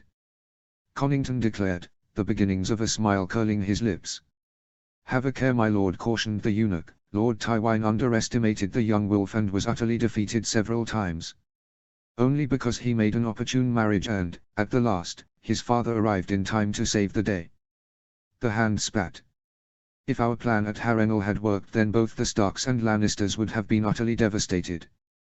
The new Hand seemed angry for the first time. However, for all his bluster, Dany could see that the man had taken Varys' advice to heart. Dany turned to the spymaster, what of the Reach? The eunuch returned to his now familiar sad expression, I regret your grace that the Ironborn invasion has been utterly broken.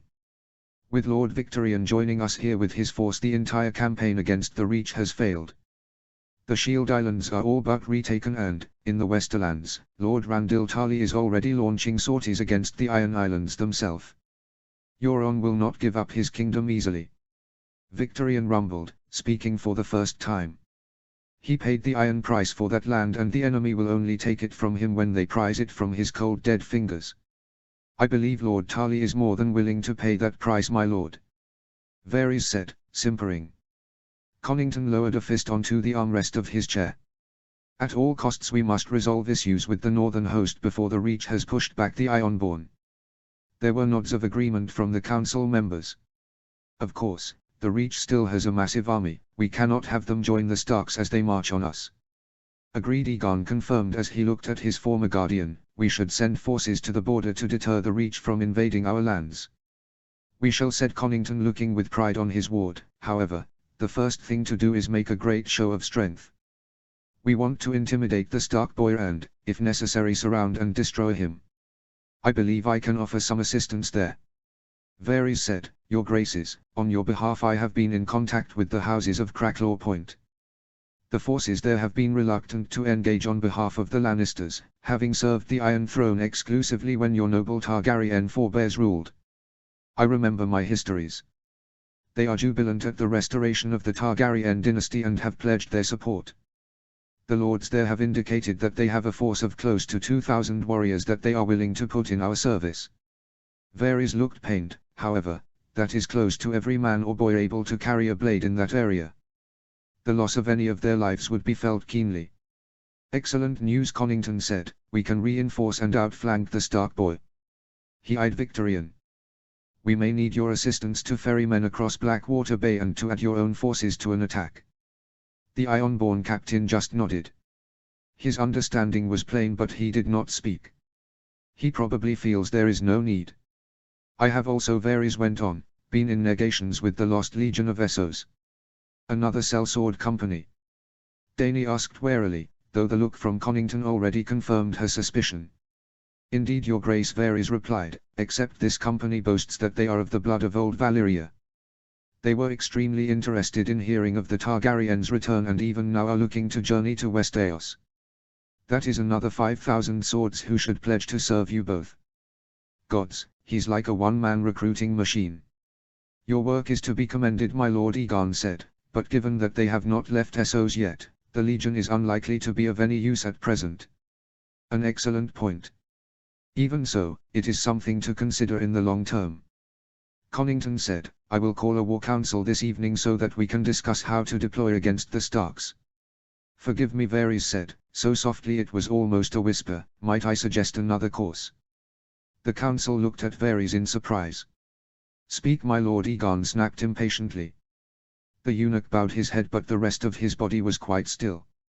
I would propose that we have no need to fight the Starks at all. They are not our enemies. They are our enemies, Aegon responded hotly. Dany was so angry at the spymaster that she could only nod in agreement at her nephew. Not so, your grace. Varys replied calmly, they only march south to put an end to the Lannister reign. You have already done that. They have no reason to attack you, even less when you consider that we have a large army. I am willing to wager that they would rather negotiate than fight. Dany was beside herself. The Starks destroyed my family. Killed my father, killed my brother. They are nothing more than the usurper's dogs. They aided in the murder of my sister and mother. Aegon cried, adding his anger to Dany's own. Not true, your grace. Varys said, Lord Eddard was not present when King Aerys, Princess Elia or Princess Rhaenys were killed. Indeed, he objected most strongly when the crimes were made known to him. Objected? Was that all he did when faced with the murder of women and children? Furthermore, Varys continued, Prince Rhaegar perished when fighting in honorable combat against Robert Baratheon. While tragic, this was hardly murder. Your grace, it is true, Sir Barristan declared, Lord Eddard was mortified at the deaths of the princesses. He would have had Lord Tywin tried for the crime if Robert had allowed it. He also urged Robert to punish Sir Jaime Lannister for slaying your father. Again he was ignored. What of it? Dany hissed angrily, he is a traitor and a coward beside who could not find it within himself to defy the usurper. Your grace, that is unjust. Sir Barristan replied, though he seemed shocked at his own audacity. He dares to correct his queen in front of her own council. Lord Eddard stood in this very room and defied King Robert when he ordered assassins to be sent to put an end to your life. Lord Stark refused and resigned his post rather than carry out such an order. He rebuked Robert, shamed him. So much so that when the king lay dying he countermanded the order to have you killed. Dany's mind whirled. Lord Stark acted to save my life. Why? I was no friend to him. Doubt gnawed her.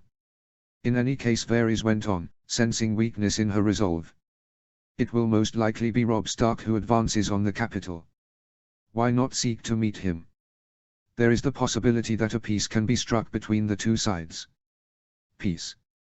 That was not a concept she had even considered. In any case, Varys finished, what can be lost by seeking to talk to the Starks? Peace is weakness, Victorian intoned. The only thing of worth is found at the end of a blade. The kingdoms have bled enough. Barristan replied, surely peace is preferable to war. Ser Jorah looked uncomfortable, the Starks have never wanted the Iron Throne. We offer them honorable terms, then they may be willing to endorse peace. If the Starks will submit, then why not? Doran Martell said, if we can avert a costly war and yet maintain your throne, then I would suggest we try. Ser Jorah said nothing of submission. Dany looked around the table. Everyone was looking at her and Aegon. She turned her head to glance at her nephew. The youth's eyes were cold but his brow was furrowed as he thought. After a moment's thought she returned her gaze to the rest of the council. The day draws on and we have much to discuss on before we hold court. We shall think on what you have all said and make a decision later on. She nodded to herself as the discussion continued on the proposal for a proper coronation. Peace. Is such a thing possible? Chapter 54, Eddard 3. Chapter text. The sound of wood hitting wood filled the air, then, for a brief moment, silence. Then came the distinctive thwack of wood hitting padded flesh, followed instantly by a cry of pain. Again. A voice ordered. A curse could be heard from the second fighter. Swearing will not help you now, dead boy. An intake of breath, no, but it will make me feel better. Enough. The rapt of wood against metal was heard, again. Eddard didn't need to see what was happening in order to know what was taking place in the open space near his tent. Even so, he pulled back the heavy canvas flap and exited the temporary living quarters that had been set up by his men the night before. It was early morning, the sun barely over the eastern horizon. A chill had come through during the night and a small layer of frost had sprinkled itself across the field. Winter is almost here. I can feel it creeping up on me like a hunter stalks a stag.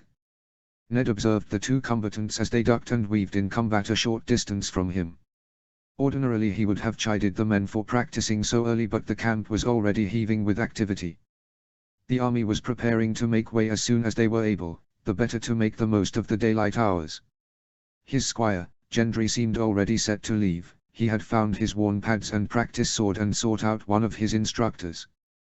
Well, at least he's enthusiastic enough. Ned watched as the boy swung his wooden sword heavily, trying to keep his opponent at bay. Syrio Floral for his part seemed unconcerned by the maneuvers attempted by his young student. He allowed a few seconds of trading blows before he ducked low and swung his weapons in a tight arc, forcing Gendry back. The boy tripped on a stone and he fell heavily to the floor. The man who had once served as first sword of Braavos stepped nimbly in and rapped his wooden sword against Gendry's midriff. He chuckled as he stepped away. Mind your surroundings, dead boy. The son of Robert Baratheon swore and forced his body up. In an instant he was on his feet and hacking heavily at the other man. Well, he has spirit, Ned said to the shadow of one of the tents where he knew she was watching. She was always watching, though whether her attention was for the dancing master or the young squire he couldn't say. Well, not entirely true. If asked, he's have been able to make a very good guess. Syrio is just playing with him, Arya said, as she sat watching the practice session. Ned scrutinized the fight. Gendry seems to be holding his own. His daughter snorted, he's not fast enough or skilled enough. In a real fight Syrio would have killed him several times over. He did not need to ask if Arya was certain of her facts. During her flight from the Tower of the Hand, after Ned's failed attempt to wrest power from the Lannisters, Arya had had the misfortune of being accosted by a number of Lannister guardsmen. Only Syrio Floral had stood between her and a prison cell. Even then the Swordmaster had only been armed with a training sword, a weapon no match for the guards' armor and their metal blades. The way she had told Ned, the men hadn't stood a chance. Syrio had attacked the group and killed several, only finally being bested by the heavy armor of a member of the Kingsguard. Before that fight was over, Syrio had bade Arya flee into the streets and, from there she had only been forced to make her own way until her instructor found her once again and brought her to the Vale. What fears she must have seen! What hardships endured! The questions ate away at him. I am her father, I should have protected her better. Ned had tried to talk to his youngest daughter many times about it, but she had pushed away his concerns, unwilling to take over the past. She was safe now, she said, and didn't need to dwell on previous events. Arya, my sweet girl, are any of us safe? Without being unable to help it, Ned reached up and idly brushed a stray wisp of hair from his daughter's face and hooked it behind her ear. In doing so he slightly brushed her neck. The girl winced slightly. Concerned, he pushed the fabric covering her neck down towards her chest and saw a light bruise discoloring the flesh of her neck. Who has done this to you? Ned asked, looking at her with intent eyes. The girl angrily knocked aside his hand and adjusted her clothes so that her neck was covered again. I asked him to do it. Who? He was staring at her now. Gendry. Harold. What? His daughter looked perplexed at him. No. It was Sirio. Sirio. I missed several strikes yesterday during practice. Arya explained. She suddenly reddened as she realized what Ned had been implying. He breathed out a sigh of relief. Then he shot an angry look at the Braavosi as he defeated Gendry once again. He shouldn't be hurting you. Arya rubbed an arm absently, evidently soothing a remembered injury. Sirio says that every hurt is a lesson. And every lesson makes you better. Ned finished sharply. I've heard that before. It's true. Arya declared defensively. I won't make the same mistakes again. In a real fight one does not get the chance to correct their mistake, Ned pointed out. First mistakes tend to be your last. His daughter looked at his with her usual intense, yet humorous eyes. That's why they call it practice. I prefer that I'm hurt by a wooden sword than one made of steel. A laugh escaped his lips. He couldn't help it. Gods, she has spirit. He acknowledged defeat on this point with a wry shake of his head. A thought occurred to him. Well, when the fighting starts you'll be well behind the lines.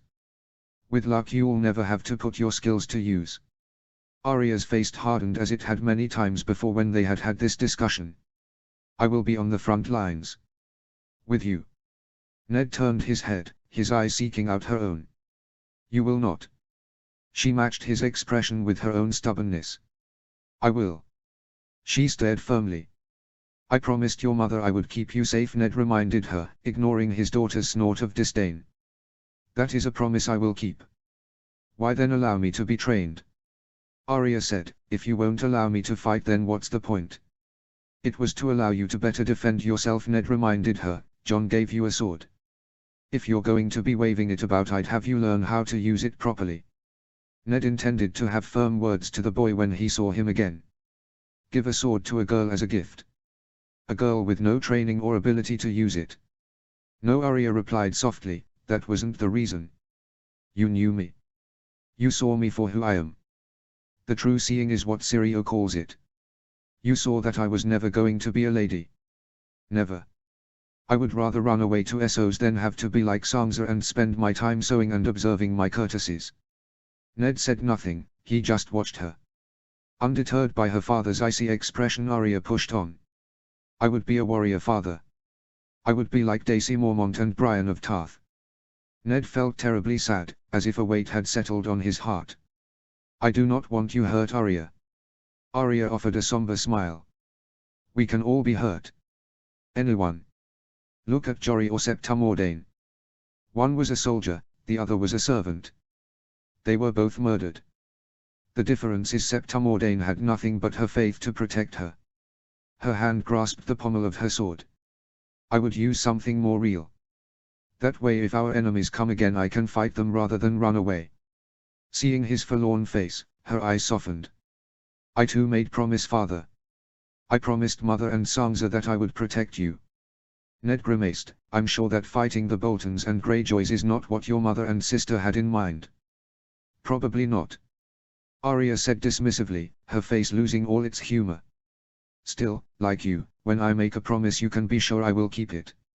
She's contained her anger and used my own words against me. He sighed inwardly. Besides, if I don't let her join us she'll just come away and I'll have even less control. Very well. Ned said grudgingly, but you will go where I send you. A good warrior knows how to obey his commander. Arya's eyes were clear, grateful but, at the same time, wary. I will follow orders. As long as they don't take me away from the battle. Clever girl. Feeling trapped, Ned nodded reluctantly. No matter what he said he would not have Arya on the front lines. There were many other ways she could contribute without having to kill or be killed. It's true what Maester Lewin said, she is too much like Lyanna. Wild and tempestuous and likely bound for a tragic end. I will not allow that. A sudden exclamation shook him from his thoughts. Gendry doubled over as Sirio struck him hard in between the ribs. The boy fell to the floor holding his sides, trying to suck in air. Laughter rang out from the line of tents. From between the heavy canvas enclosures strode Harold Hardime, the tall youth laughing mightily at his downed rival. Having trouble finding your feet today, Sir Gendry? Sir Gendry, The name made Ned's blood run cold. Ever since Ned had taken Gendry into his household at Runestone, the young squires and nobles had taken to mocking the youth. He was unlike them. Uncouth, uncivilized. He had never taken up a sword nor learned to ride or even to read and write. He was a savage commoner and yet had been raised up by the respected Lord Stark for no other reason they could see other than the fact that he had travelled from King's Landing to the Vale. It had earned Gendry their envy and, because of his station precluding them from openly expressing it, they were limited to small acts of spite and derision. It helps not at all that both of them think they desire the same person. Gendry scowled as he pulled himself to his feet. He stared down the knight with anger all over his face. Come straight from having your squires pack your belonging hard iron. Too good to do it yourself. Now it was Harold's turn to scowl. His levity evaporating like water in a dawn summer. Who are you to speak back to me, bastard? I hate that name. Ned made to walk forward, but Arya, who had come to stand alongside him, suddenly shot her arm out across his chest to stay him. Please don't. She hissed, Gendry needs to do this on his own. Ned looked at the urgency on her daughter's face, the pleading was heart-melting. He stood for a moment looking between her and the two boys who were now squaring up against each other. Finally he nodded and stepped back into the shadow of his own tent. Gendry and Harold were now nose to nose. Out of my face, hard iron. Gendry snarled. Why don't you make me? Harold said with a sneer. The smack of a wooden sword against padded flesh sounded quickly. Both men leapt back, nursing injured thigh muscles. There will be no brawling on Syrio Floral's training ground. The sword master said evenly, looking calmly at them both. Stay out of this, Syrio, Gendry said angrily. Heed my words, boy. The Bravo C said quietly, none of your childishness will be tolerated on my training ground. This is not a training ground. Harold Hardime said, looking about him, it's a patch of dirt. How else would you describe a training ground? Syrio asked innocently, looking between the two boys. In any case, the first sword of Bravo's training ground is wherever the first sword of Bravo says it is. Hardime snorted in disgust. As a ward of Lady Waynwood, the boy had been taught weapons of war from the proper training grounds of Iron Oaks. No doubt he was used to more congenial surrounding than the dirty confines of an army encampment. Syrio Floral smiled as the knight glowered at him. I see there is some hostility between you two boys. Perhaps you should resolve the issue properly. Here, now, with swords. Ned saw Arya stiffen and again repressed the urge to intervene. Harold stared for a moment into the face of the Bravo C, then he leaned back and laughed mightily. I'm sorry, dancing master, but, in case you hadn't noticed, I'm an anointed knight. This, he gestured at Gendry, peasant will be no match for me. It would not be a fair fight. I'd rather nor sully my hands. But of course, Syrio said, with a congenial smile, but then, if you are as great as you claim, then Lord Stark's squire will benefit from the instruction. Ned's squire looked perplexed at the Bravo C. I don't need anything from him. Syrio tutted Gendry to silence before looking expectantly at Harold Hardime. The knight thought for a moment, then shook his head. You're the instructor, his tone with heavy with scorn. Why don't you teach him instead? I will do so, the swordmaster said, but your reluctance is understandable. He took Gendry's practice sword from him, Ned's squire giving up his weapon with great reluctance, and proceeded to walk to a wooden chest set alongside one of the surrounding tents. I'm sure an anointed knight would not like to lose to a lowly squire. Harding's face went red. I wouldn't lose. And then Syrio said over his shoulder as he absently looked for a place to stow the practice swords, what would Lady Sansa and Lady Arya think? Harold went as still as a stone. His face lost its color. He shook his head angrily, as you wish, Bravo C. I'll fight the smith. I'm a squire, you piece of. Enough talking, Syrio declared as he turned and tossed two swords with a practiced throw at both Gendry and Harold. Begin. Both boys had managed to catch their weapons as they flew through the air. They gave a quick glance at the wooden instruments and each other before they launched into combat. The two opponents hacked and slashed. Harold, while lacking the finesse and skill of Syrio, was still more of a match for Gendry. Both men had similar body types and styles as they hacked and slashed at each other without mercy. Both took wounds on the shoulder and legs, but, Being a strike on a non-fatal area, Sirio bade them continue. Harold is the more experienced dueler, but Gendry has been training intensively for months, morning, noon and night with some of the best instructors in the known world. Plus he is perhaps a little stronger than his opponent. It didn't take long for emotions to take control and the strikes to become more wild and vicious. The two boys were sweating and panting from the exertion of their efforts. Both were strong lads, but the physical strain began to tell as they tried to score the winning point. As the fight went on, their blows became less precise, their blocks started to slip. For all this, neither would yield. Each seemed determined to do damage to the other. Enough, Sirio said abruptly, rapping his own sword on the wooden chest. Neither opponent seemed inclined to listen, but they eventually came to a stop. Both were breathing hard, sucking in deep lungfuls of air. An interesting fight, Sirio said dully, if lacking in grace, precision and accuracy. What do you know about it? Harold asked angrily. His face was mottled red, sweat dripped down his handsome features. Plenty, boy, Sirio said, stepped gracefully forward. He looked between the two boys. Attack me. Gendry looked confused. Which of us? Sirio seemed amused. Both of you, at the same time. Nonsense, I'm guffawed at the Bravo Sea, I'll not fight a foreigner.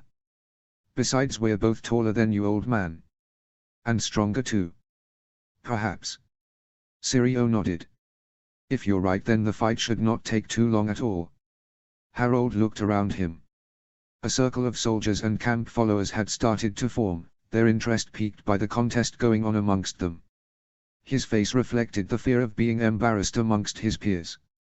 All right, old man, he hefted the wooden sword, just remember you brought this on yourself. Wait. Sirio held up a finger, you forget your manners. You have a partner for this dance. A titter of laughter was heard from the spectators. Gendry and Harold glared at Sirio and then at one another, but, together, they picked up their swords and attacked. Ned saw at once that Arya had been right about Sirio Floral. The man had indeed been merely playing with his practice opponents. He was fast, supernaturally fast, as he spun in and out of his two foes, making them fall over themselves and each other in their zeal to get to him. His wooden sword rapped continuously against elbows and knees, numbing joints and causing sluggishness as well as pain. Harold was right as well, he and Gendry were both larger and stronger than the man they faced. Unfortunately for them, Sirio used that very fact against them, ducking under their strikes and making them expend energy in futile attempts to get close enough to hit back. Ned was certain that, if the two lads managed to make a strike, they'd likely break their opponent's limbs, but Sirio never gave them a chance. To him it was if they moved in slow motion. He could batter their blows aside as if they were nothing, and the ever-present rap of wooden on pads continued as relentless as the lads' attempts to end the fight. Not since Arthur Dayne have I seen such an opponent. Ned had known Sirio was good. One did not become the first Sword of Bravos without being skilled with a blade, but he had never imagined the man to be a fighter of this caliber. It didn't help the boys that they refused to act as in concert. They attacked Sirio independently, so focused on being the winner, on obtaining glory for themselves, that they got in the other man's way and ending up being more of a hindrance than a help. It's the Tower of Joy all over again, and no Howland Reed to be seen. The end came quickly. Sirio ducked under a wild swing from Harold and let the blow thud against Gendry's unprotected head. As Ned's squire was smashed to the ground, Sirio took Harold's legs out from under him and toppled him to the floor with a mighty strike against the boy's chest. The two vanquished fighters lay heavily in the mud, gasping for breath. They found it hard to move, though Gendry was able to roll to his front and get to his knees. Sirio idly stepped in and looked at them both. You're both dead men.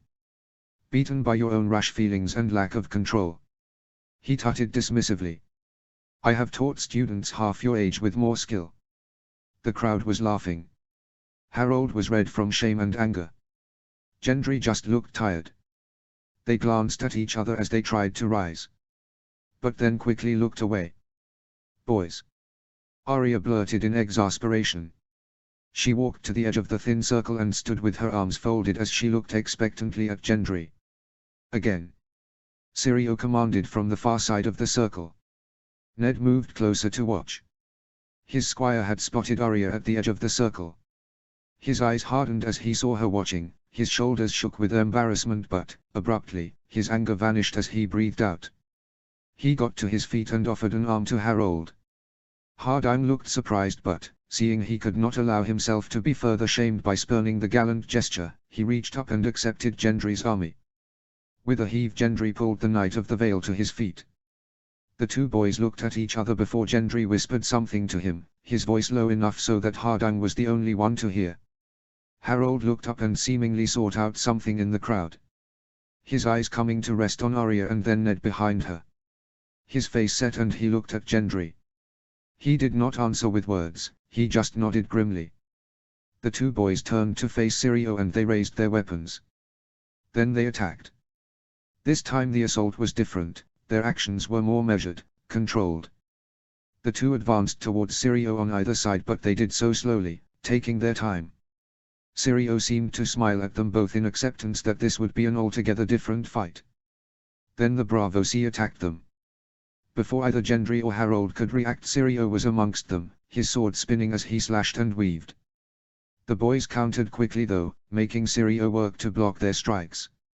As fast as Syrio was, he was only one man and he had to be careful not to leave himself open from one side while he dealt blows against the other. The new behavior made the Braavosi cautious. He could clearly have finished one of them on their own but, to do so, would leave him open to a killing strike from the other. Syrio twisted and turned and tried to use the boys against one another but, this time, the youths were ready.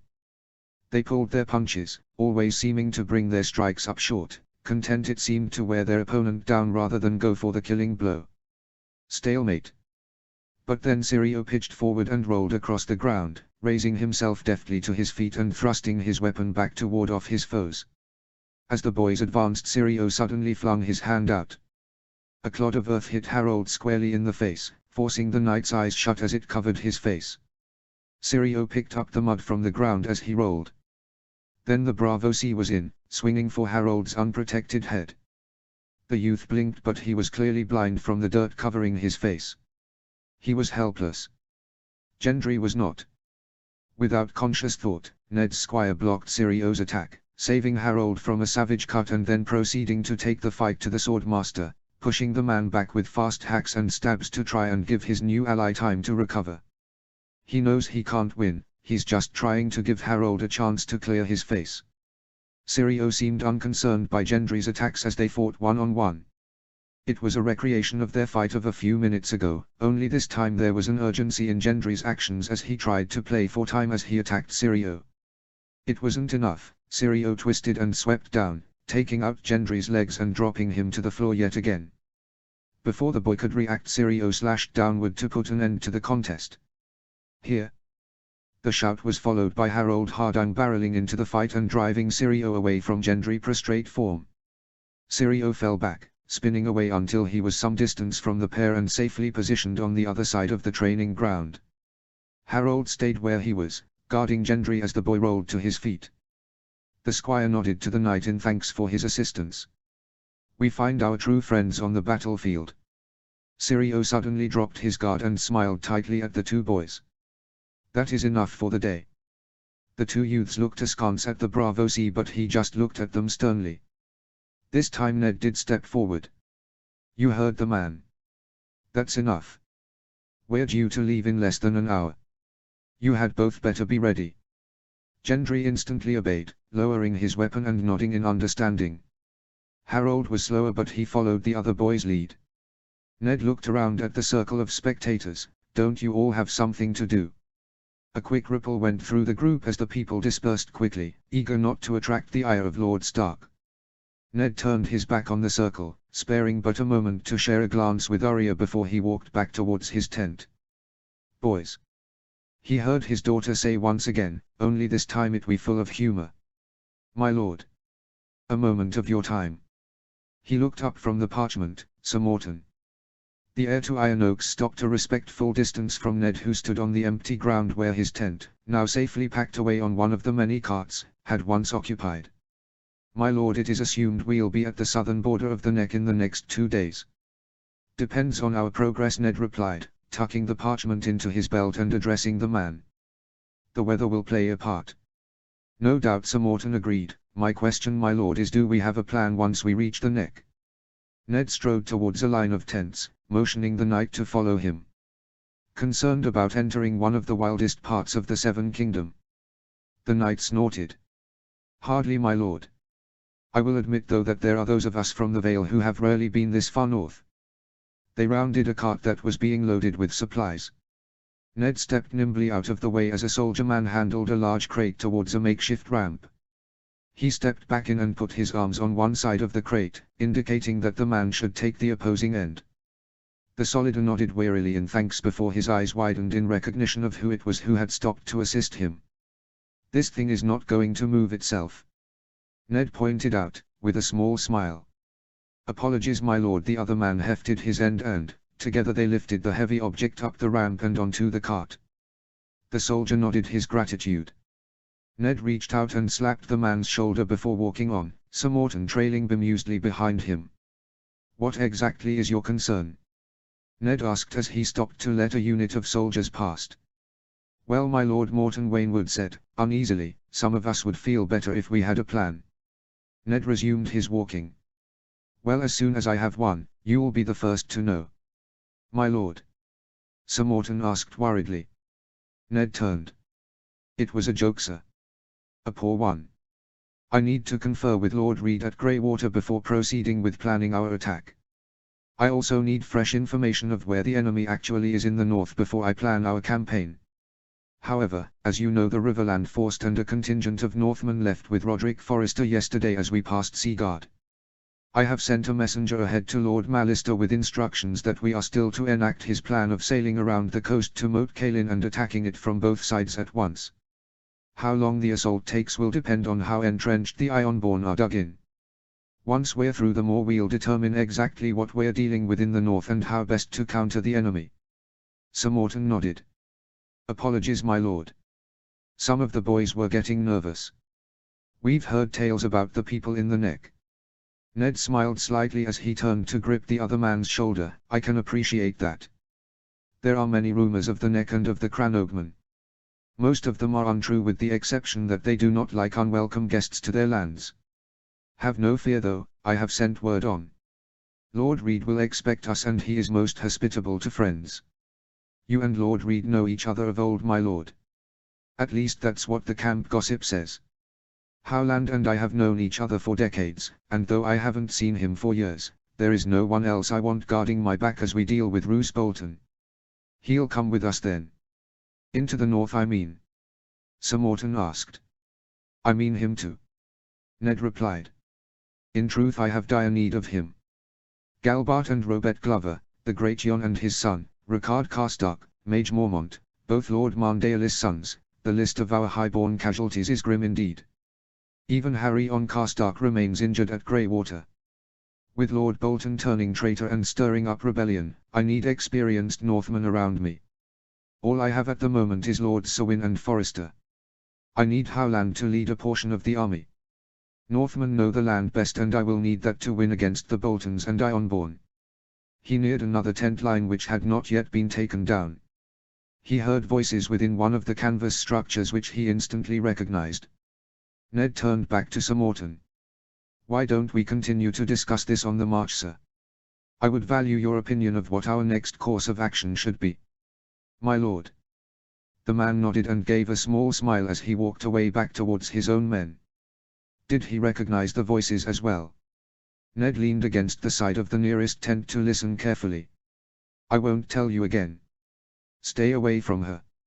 You have no right to tell me to stay away from anyone. My fist gives me the right. How like a peasant.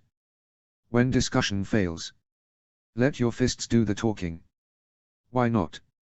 It's obvious you can't best me with a sword. Maybe you'll have better luck with another form of combat. Ned sighed. Obviously Sirio's attempts to get through to the youths had not yielded the results that the Bravo Sea would have wished. He pinched the bridge of his nose and willed away the headache building between his eyes. I grow weary of their constant competition. It's like having two bulls in the camp. It's going to get someone hurt or killed. Maybe it had been a mistake to allow Harold to come with us. The boy had come to him the night of their departure and requested that he and his men be allowed to join the Vale contingent of Ned's northbound host. Ned had been surprised. There was far more honor to be had in the south, securing King's Landing, than there was to the north, putting down a rebellion. But Harold was adamant, and Ned, in good conscience, could not refuse so honorable a request. Besides, the boy has spirit, and I would get to know the potential future Lord of the Vale better. See the person who thinks himself worthy of sitting in John Arryn's seat. However, Ned had his suspicion about why Sir Harold Hardham had requested this posting. This suspicion was confirmed at breakfast the next morning before the army's departure. Harold had been sitting at the high table along with the Starks, making conversation before boasting that he was to head north and assist in freeing the land from the traitors and invaders who plagued it. Ned had almost burst out laughing when Sansa had regretfully told him that she would be staying with her mother in the south. The youth had gone white in shock and then pink with embarrassment. Ned could almost see the boy's mind working as he tried to think of a reason to remain in the south rather than head north. Clearly he could think of nothing. He thought he'd found an opportunity to be nearer Sansa and, instead, found that they were to be separated by almost half the continent. His plan had gone horribly wrong. He was trapped in a web of his own making. Look. I came here to put matters to rest. Harold's voice had taken on a threateningly indignant tone. I know full well who you want to put to rest. Gendry snarled, and I'll tell you again, stay away from her. How dare you? I dare all I want. Gendry cried, the Starks are like family to me. Ned felt his chest tighten with emotion. Touching, I'm sure, Hardham said snidely. Perhaps they'll have you for family meals.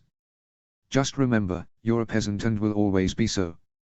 Your attempts to be anything more to Lord Eddard's daughters are doomed to failure. Ned could imagine Gendry going red in anger. I'm not family. I know that, but I care for them all the same. They're all I have. I won't sit by while you walk around the camp trying to seduce her. There was a pause. The only sound that of heavy breathing. Finally a voice. Who? Harold sounded confused. Arya. Gendry shouted, I see you talking to her, but I know she finds you pompous and fat-headed. She told me so when I asked her. She likes someone else. She doesn't even want you. And I don't want her. Hardham angrily replied. Her manners are awful and she dresses like a man. Careful, Hardham. Gendry's voice had gone icy. Don't you dare insult. I'm not insulting. Harold's voice was full of disbelief. I have no designs on Arya. I like Lady Sansa. Sansa? The reply seemed to explode from Gendry's lips. Of course Sansa. Harold replied, somewhat defensively, she's the most beautiful woman in the world.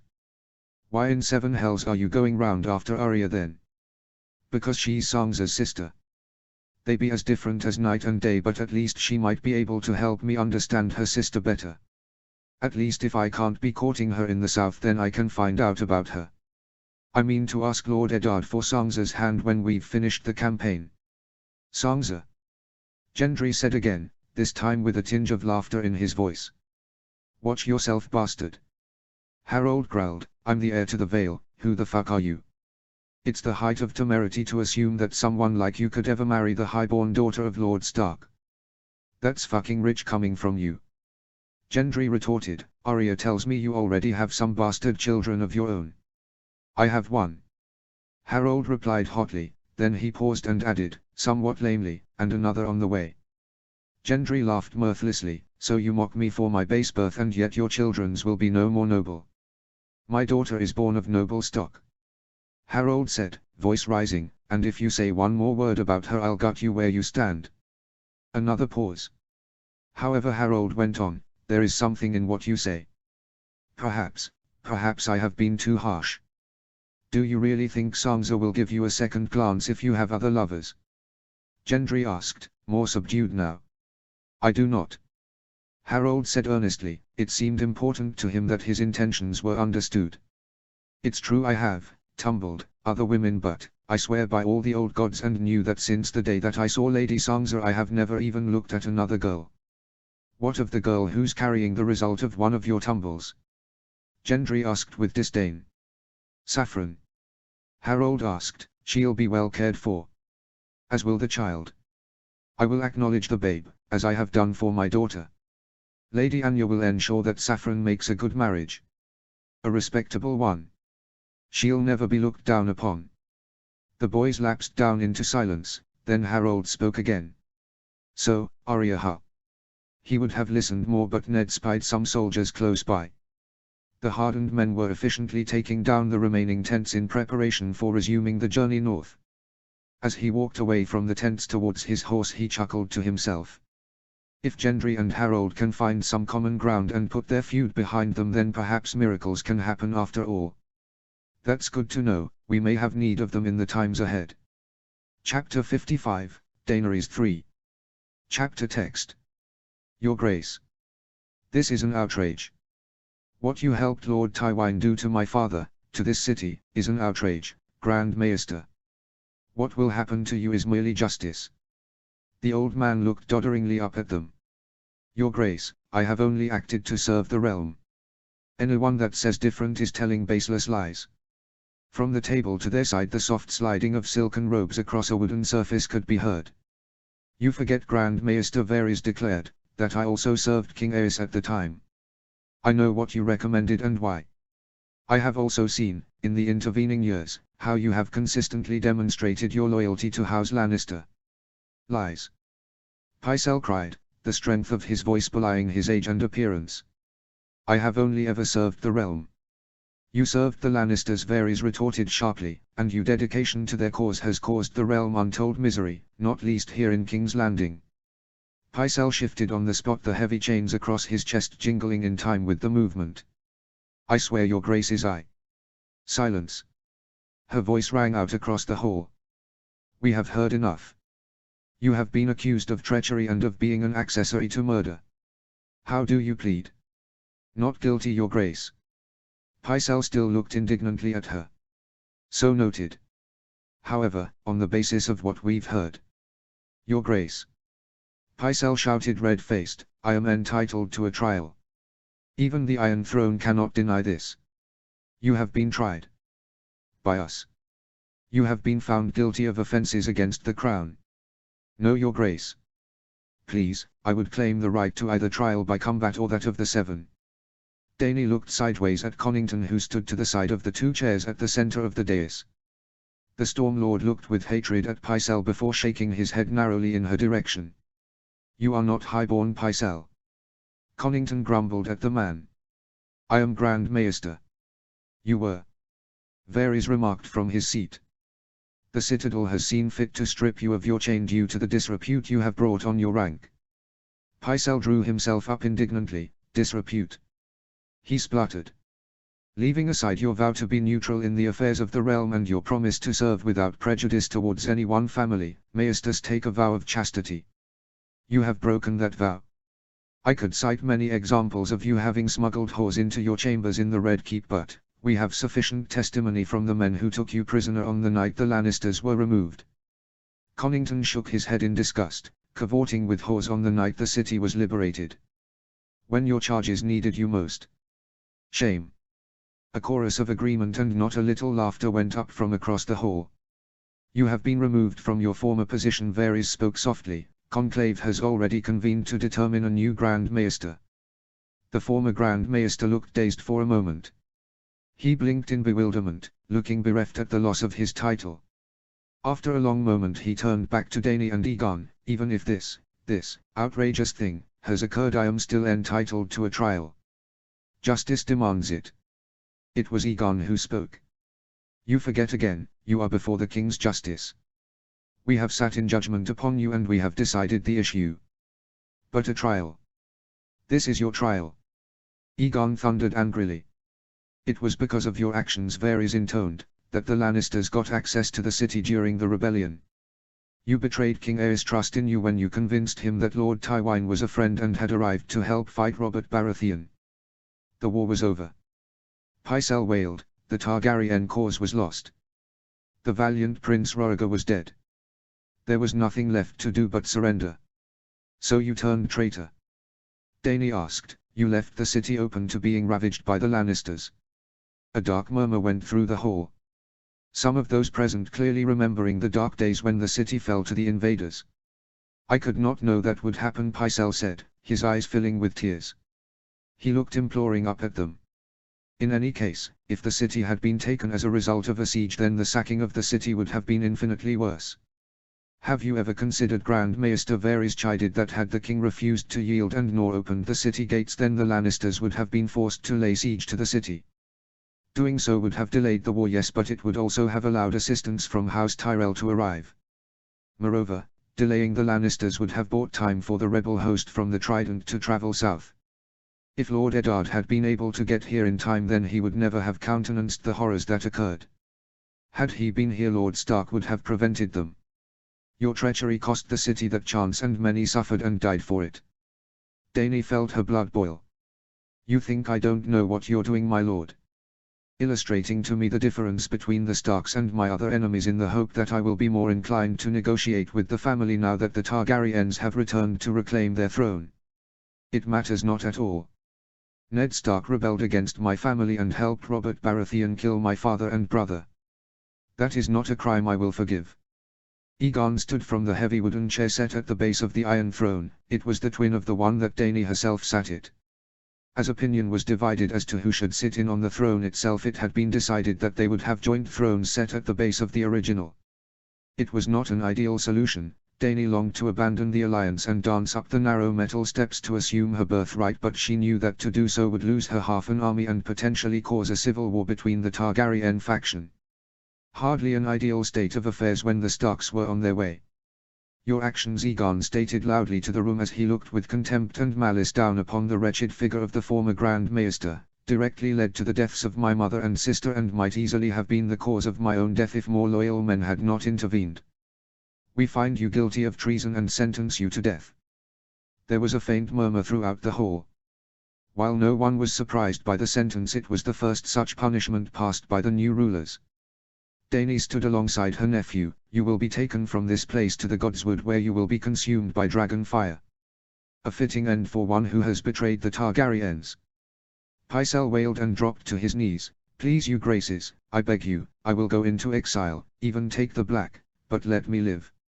I only did what I thought was best. I just... Take this cur away. Aegon ordered. 2 gold cloaks stepped up behind the crying old man and carried him away. Pycelle was surprisingly vigorous in his attempts to shake off the armored men as they hauled him towards a side exit to the hall. The crowd parted to let the 3 figures through, some laughing at Pycelle's vain attempts to free himself from his guards' clutches.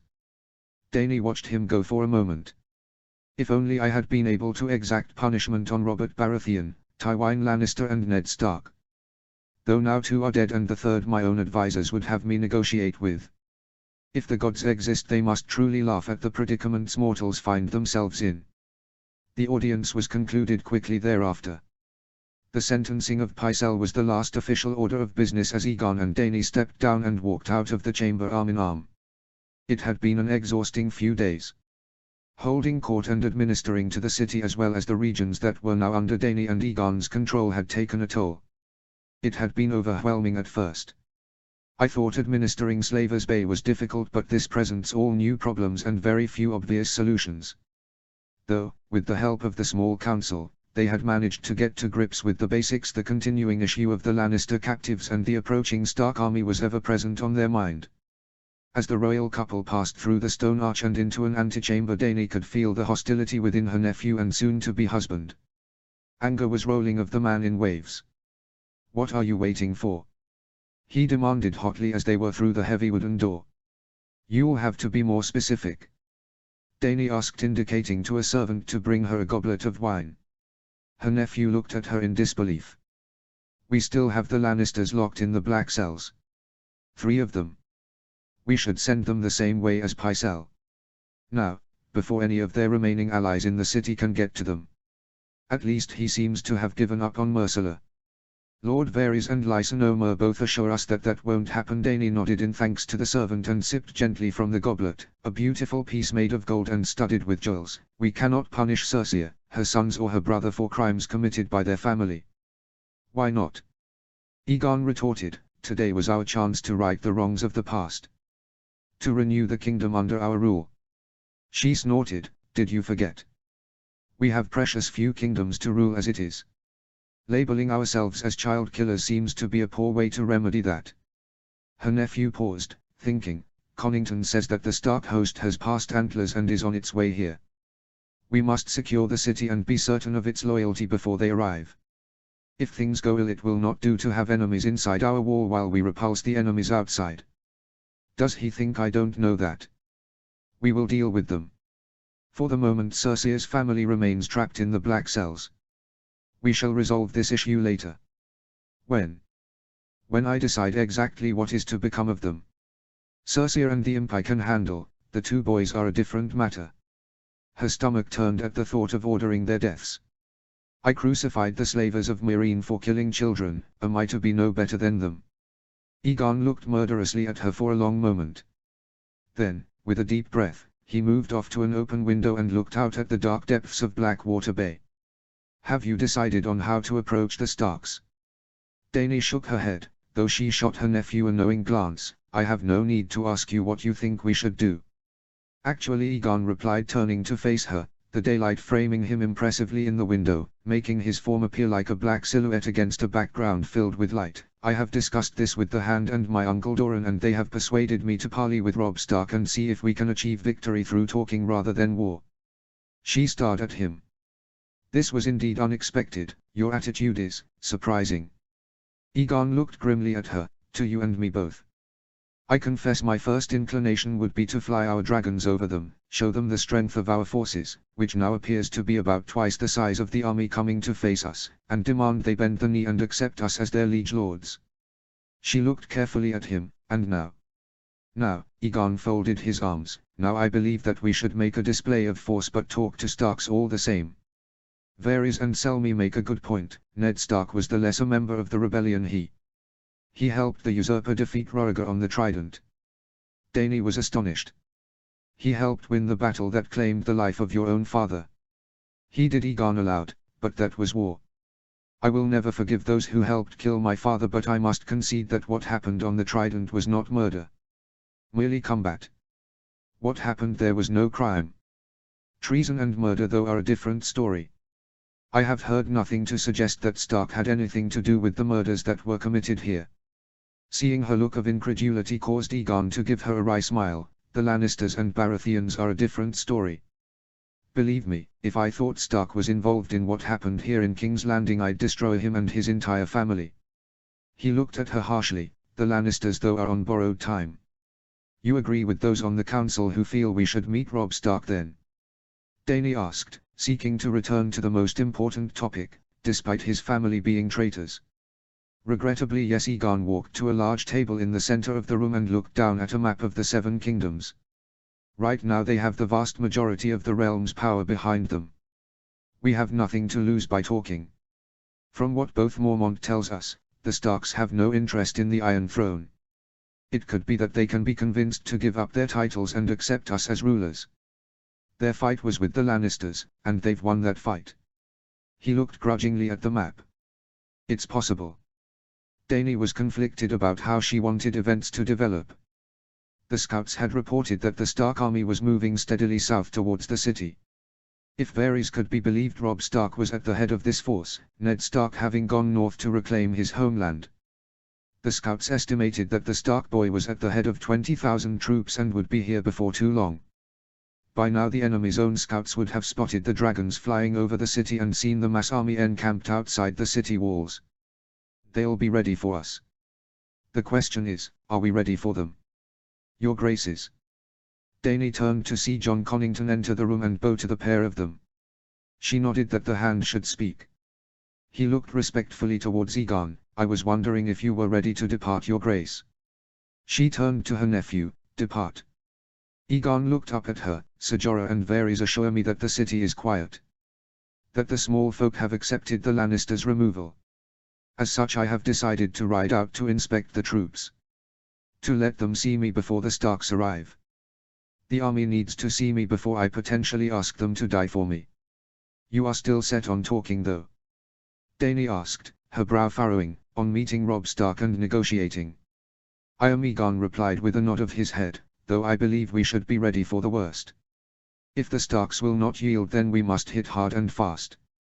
Eliminate the host here and then proceed to deal with Ned Stark when he comes seeking vengeance. Best to be ready, I suppose." Dany murmured her agreement.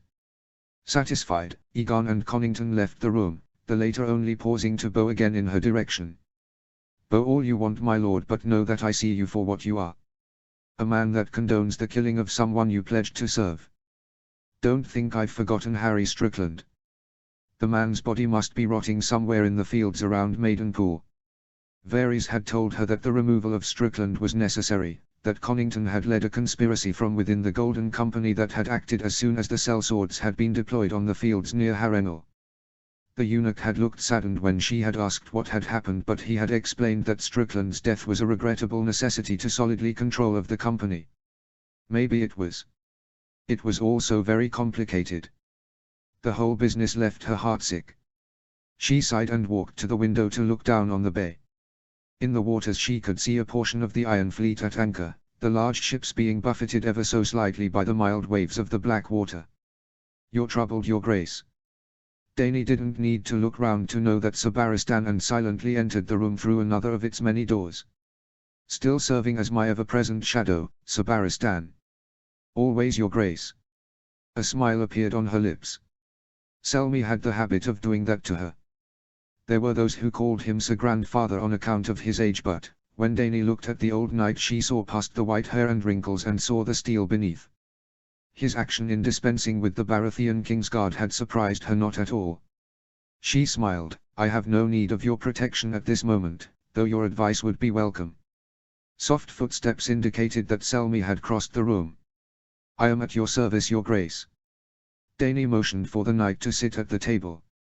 As Selmy lowered himself into the chair, Dany looked out the window. "Aegon has agreed with the small council that we are to arrange to meet with the Starks when they near the city." Barristan observed her carefully. "That's good, your grace." "Is it?" Dany crossed her arms. "The Starks are traitors who betrayed their king and murdered most of my family. Why should I negotiate with them at all?" "They have a large army, your grace," Barristan remarked calmly. "Most of the realm supports Robb Stark. You may have the advantage here, with your force consolidated, but the numbers the Stark command far exceed our own." Anger surged in her gut. "My ancestor Aegon fought a war against much worse odds. How many men did he start with in the conquest?" "True," Selmy agreed. "However, the kingdoms were divided. The only alliance that was formed involved the Gardeners and the Lannisters." Dany arched an eyebrow. "And what happened to them?" "Your grace jests," Barristan said quietly. "It is well known that their host was utterly destroyed on the fields of fire. Both factions capitulated immediately after. Let us hope that such an action is not needed again." Dany stated coldly, "That Westeros hasn't forgotten what happens when you defy the Targaryens. I implore your grace not to consider fighting the Starks unless absolutely necessary." Selmy leaned towards her. "The host marching towards us is smaller, true, but their army is battle-hardened and led by able men.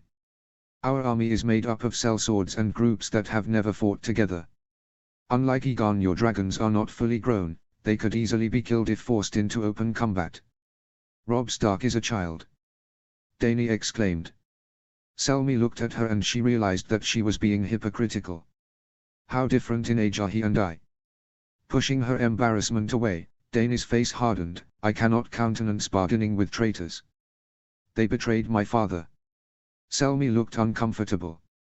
"The Starks would tell it different, my queen." She scoffed. "I'm sure they would. It is that sort of lies and nonsense that allowed Robert Baratheon to sit on my father's throne and call himself king." Perhaps Barristan paused. He wet his lips in a measure of anxiety. "Forgive me, your grace, we have spoken about your brother but never about your father. At least not in depth." "What about him?" Dany said, feeling anger uncoil within her. "I know all I need to know. He was the king, he defended his son, Rhaegar, and he died for it. He was brought down by his own lords who branded him the Mad King to justify their treason and regicide." "I see." Selmy looked sad. He glanced into the finely polished table before looking up again. "Forgive me, your grace, but who told you these things?" She stared at him. "My brother, Viserys." Of course, Barristan Selmy said absently, idly letting a hand reach around and scratch the back of his head. You believe different? Dany asked sharply, that there is another version of this story. I believe there is another way of looking at things, your grace. The knight said slowly. Dany rolled her eyes. I am not interested in hearing enemy lies about my father and family. I know the truth. A sad smile crossed the face of Sir Barristan. Forgive me, your grace, but your words remind me of something Sir Arthur Dayne told me once. Confusion hit her. Arthur Dayne. My brother's friend. Selmy nodded. His best friend, your grace, and closest, if we discount Lord Connington. Sir Arthur and I were once discussing the rumours surrounding the royal family. We paid them little mind, but it prompted Sir Arthur to say that truth was like a sword with three edges. There is your side, the other person's side, and then there is the truth. Did you and your brothers in the Kingsguard spend a lot of time discussing philosophical questions? She asked angrily. Could Viserys have been wrong about our enemies? He was wrong about so much else. Selmy nodded slightly. All I can say of your father, your grace, is that I was a member of his Kingsguard. I was with him from the first and was as close as one could hope to be outside of the royal family. His, and your, enemies did not lie about him. Her blood ran cold. She willed herself to speak. Go on. Your father was eccentric. He had unique ways of doing things. At the beginning of his reign he was charming and winning with the people and the nobles. The kingdom ran smoothly and people rejoiced. And then something happened to him. He became dark, suspicious, consumed with black thoughts. It was like a shadow crossed his soul and he was lost in the night. Fanciful imagery, I'm sure, but I have heard these sort of stories before. Dany remarked, the same lies spread by my enemies. No doubt they were exaggerated a touch, Barristan allowed, but the fact remains that King Aerys turned his people's love for him into hatred and pushed them to revolt. When he did, when the people rose against him, your father set their towns and cities aflame. He murdered sons in front of their fathers. He used wildfire to burn men alive and laughed as their flesh melted and they could do naught but scream. His cruelty earned him the hatred of his people, and yet, for all his efforts to stamp out dissent, to root out rebellion, his efforts were never enough. By the time he realized his situation, it was too late for him. And your family? Dany placed a hand on the table to steady herself. Could this be true? Did her father bring his fate upon himself? Was her father as mad as the stories said? If so, is such a madness in me? She looked at Sir Barristan Selmy. There was no hint of a lie on the old knight's face. He held her gaze, his expression honest and open. He has served me faithfully and well. He has earned the right to be listened to. To have his opinion heard and considered. Dany glanced out of the window once more. If she followed the call of her blood, she would attack the Starks as they marched on the capital. Crush the host with her own force as if they had never been. That would be what Viserys would do. What my father would do. The sun shone down on her as she looked out of the window. What is my way? What ruler do I want to be? Very well, she sighed heavily. We shall send envoys to meet the Starks. We will hear what this young wolf has to say for himself. The light leather armor went over her head, was lowered gently onto her shoulders. She glanced in the mirror as the piece was fitted to her body, the soft material carefully following the contours of her body. Her servant, a girl from Meereen, worked quickly to secure the buckles before stepping away. Absent the obstruction, Dany took in the view before her. The armor had been commissioned by Illyrio. It was a fine piece of craft, carefully designed and made with precision. The Fat Magister had had work begun on it when he had heard that she had departed Slaver's Bay, and the final work had proceeded when Dany had arrived in Pentos before her trip across the narrow sea. All is done as you've instructed, your grace. Ser Jorah stood in his finest armor. The knight stood as he watched her carefully, as if gauging her preparedness. The City Watch have instigated a curfew and the army stands ready, awaiting King Aegon's command. You, Lord Connington and Grey Worm have arranged the order of battle. In concert with the sellswords, Prince Doran and Victorian Greyjoy. Good. How are you finding working with the other commanders? Dany asked as she allowed her servant to make one or two last-minute adjustments. Jorah paused to think. They are an interesting group, Khaleesi. The sellsword companies have been in combat all their lives.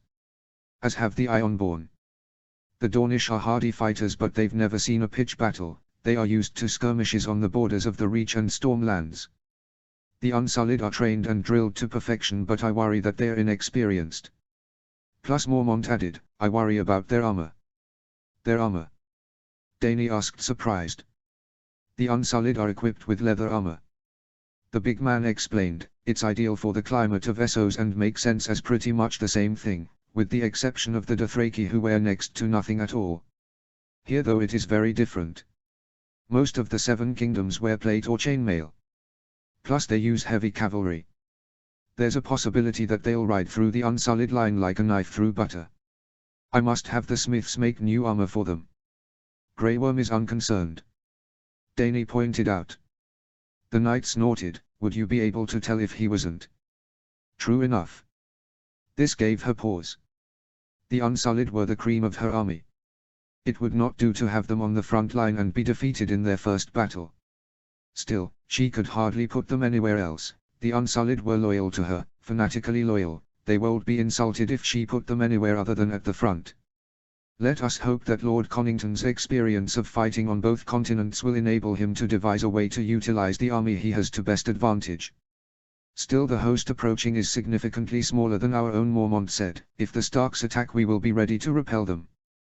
Good. My nephew is right. If things go ill, we must be prepared. Things will not go ill, Khaleesi. Jorah declared firmly, the Northerners are not your enemy. Approach them openly and with honor and they will accept terms. She ran her hands down her armor as if she was smoothing out a dress. It is not me you need to worry about, Ser Jorah, she remarked, it's Aegon. Aegon. She caught his reflection in the mirror. The Northman was staring at her, perplexed. She suppressed a chuckle.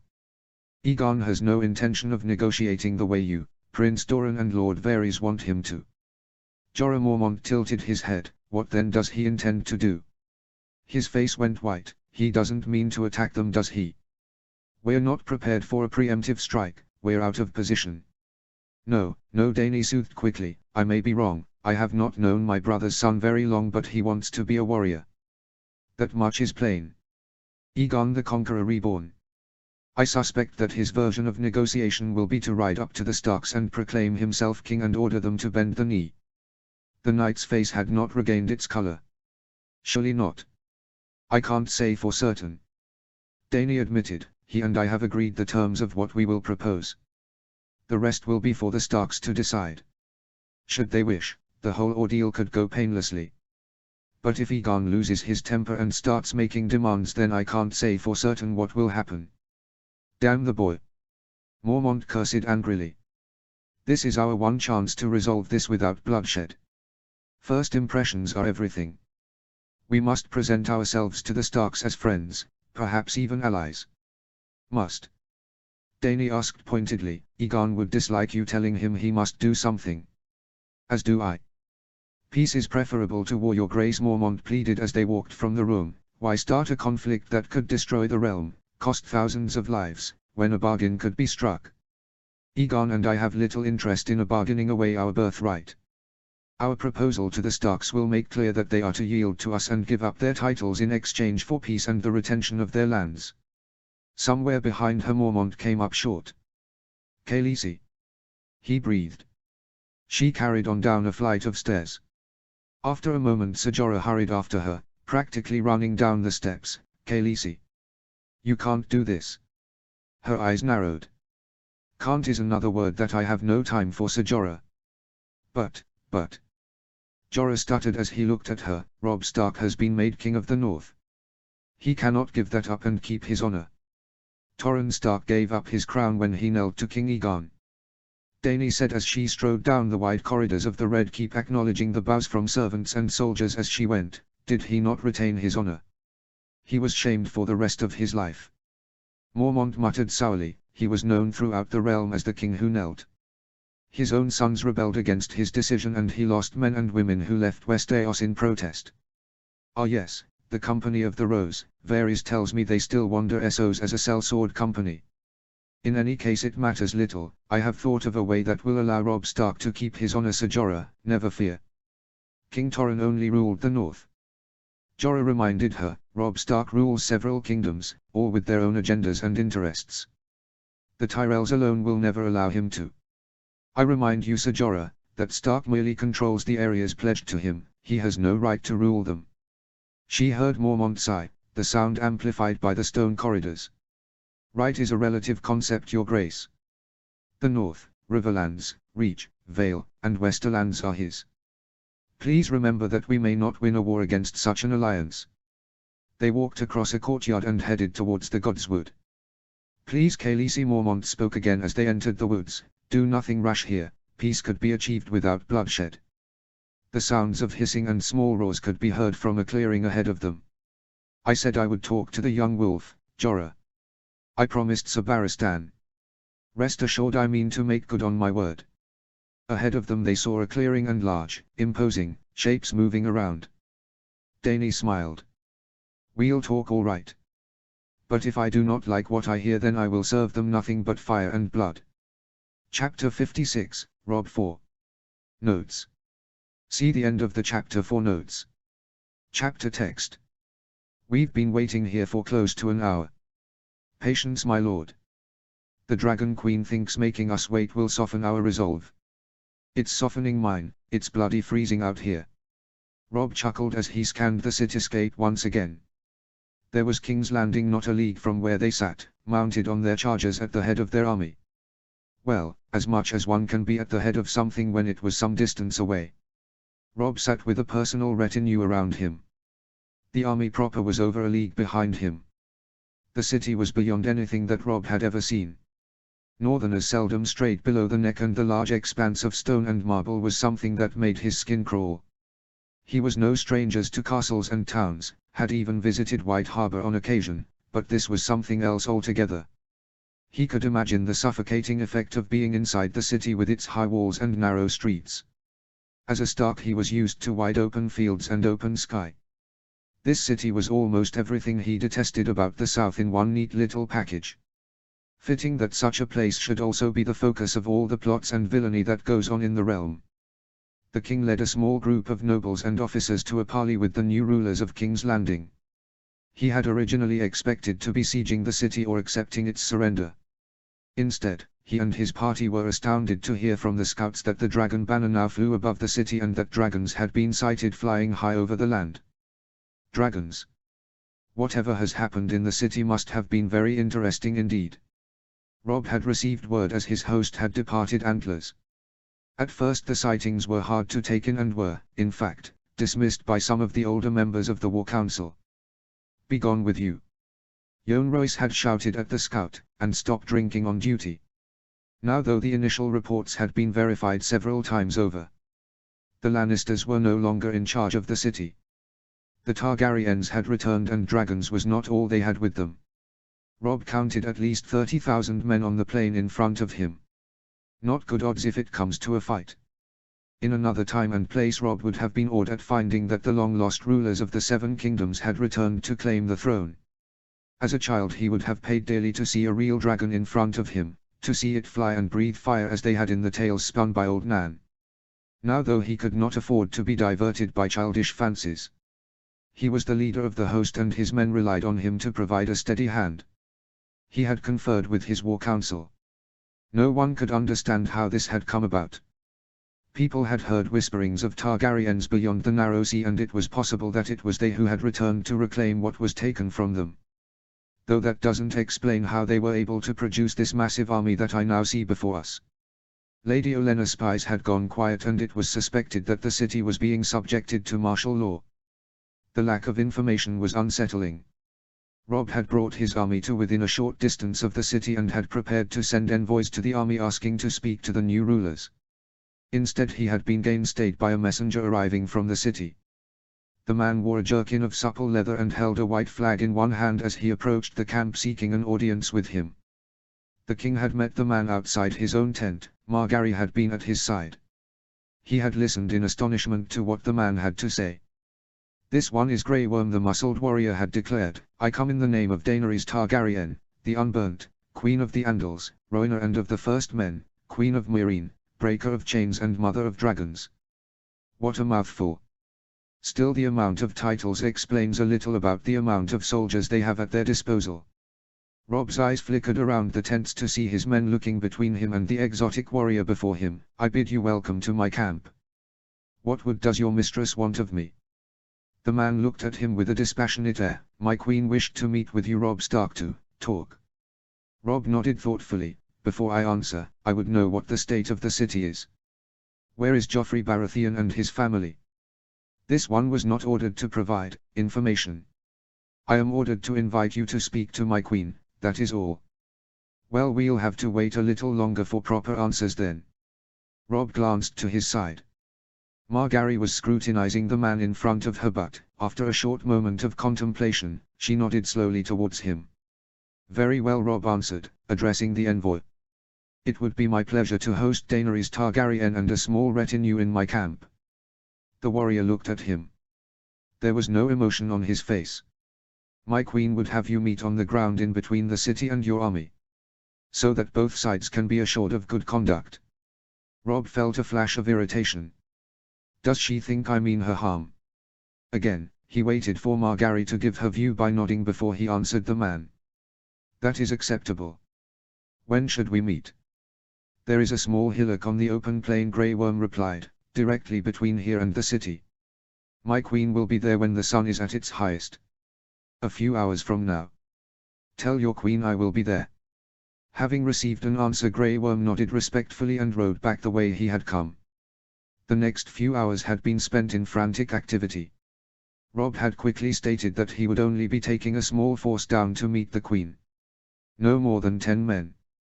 He commanded Dacy Mormont, Lord Blackwood and Lord Royce to stay behind and command their respective regions' forces. I want the full host arrayed for battle. If things go ill down there, I want you ready. If the woman means me harm, then you are to take whatever actions necessary to protect Queen Margaery. I'm going with you. Margaery declared a little later when she found out she was to be left behind. She had retired to rest in their tent upon the conclusion of the short meeting with Grey Worm and had been absent as Robb made preparations to meet Daenerys Targaryen. She had been outraged when she had woken a short while later to hear the plans her husband had concocted. She had taken it for granted that she would be present. You are not, Robb said firmly, looking at his pregnant wife. The queen had decided to forego dresses owing to the size of her stomach. She was now clothed in simple shifts and large robes. She still made an effort with her appearance, but the fatigue of being so close to birth was wearing her down. Her face was ashen, her movements slow. Grand Maester Lewyn had said that there was nothing wrong, but the sight of her so weary filled Robb with dread. You cannot leave me and ride into danger, Margaery exclaimed, trying to maneuver herself out of the bed they shared in the royal tent. Robb moved to help her. I go into battle all the time, he reasoned. This is just a discussion. Oh, I'll murder you, Robb Stark. The queen hissed as her husband lifted her to his feet. Discussion of this nature is war. Just more nuanced and subtle than you're used to. He laughed as he kissed her brow. His wife's moods of late had been black, and the journey from Harrenhal had not served to improve them. His mother had given the opinion that Margaery should not be traveling at all. That she should have been left back at Riverrun with the Blackfish or at Antlers with Sansa and Lady Catelyn herself. Margaery would hear none of it.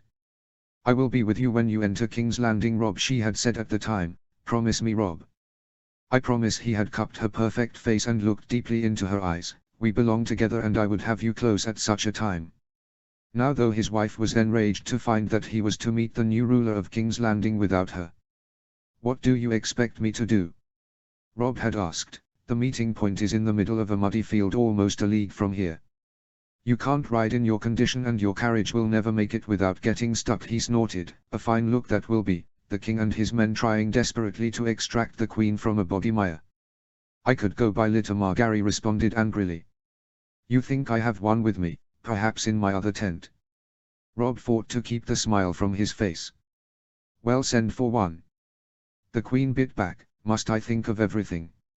I will do so, my queen. One is being constructed as we speak, but in the event that they are not finished in the next 2 hours, what would you suggest? I can walk. No, Robb said, humor vanishing from his face. You cannot. It is too far and the ground too uneven. You can't face the Targaryens alone. Margaery hissed as he helped her to a chair. She looked imploringly up at him. We know nothing of these people. Nor what they want. Robb knelt beside her so that their heads were level. I suspect, given the titles the envoy used earlier, that they want the Seven Kingdoms. What will you say to them? Robb stood to put on his armor. He called in his squire to help him begin dressing. The boy came running in as he turned. I will see what they have to say and then we'll make a decision. He had smiled down at her. Not to worry, my love, I shall do nothing foolish. Be careful, my love, Margaery commanded. I want you back with me before sunset. Do nothing stupid. As my lady commands. Robb promised. Now, as he sat in the field, in the middle of two massive armies, Robb wasn't so sure that he had kept his promise to his wife. As he and his men rode to the middle of the field, he had been surprised to find that a lone figure awaited him. As they neared the center of the field, it was plain that the soldier was alone, his horse stationary, as he watched them approach. In his arm was a lance with a large red cloth tied to the end. The man angled the lance downward so that the tip rested on the ground while he waited. Robb's group rode up to the man. He was certain it was Grey Worm himself, though it was hard to see with the heavy helmet the man wore. They stayed facing each other for several moments, neither side speaking. The moment drew on, the tension building. The horses became skittish as they began to sense their riders' anxiety. The king paused for a moment, shifting in his saddle as he cast an eye skyward to watch the sun. Well, we're here. Where is your queen? Grey Worm nodded and then hefted the lance into the air. For a moment nothing happened, and then the faint sounds of a horn could be heard on the wind. Evidently the man in front of us is just here to signal that we're ready. Robb feared that the Targaryens were playing games with him, making him wait on the open field, being buffeted by the harsh wind off Blackwater Bay while they took their time to arrive. The thought angered him. It will take some time for them to ride to us. Do they expect me to wait? I will not stand here and freeze so that the Targaryens can feel in control. He was about to order a withdrawal when a chorus of roars reached them. Abruptly, creatures rose from the confines of the city as if the stone itself was giving birth to living flesh. At this distance they could have been birds, but Robb knew better. Dragons.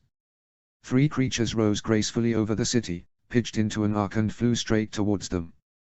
He could see a mighty cheer go up from the Targaryen host outside the city gates as the mighty creatures flew overhead. Gods.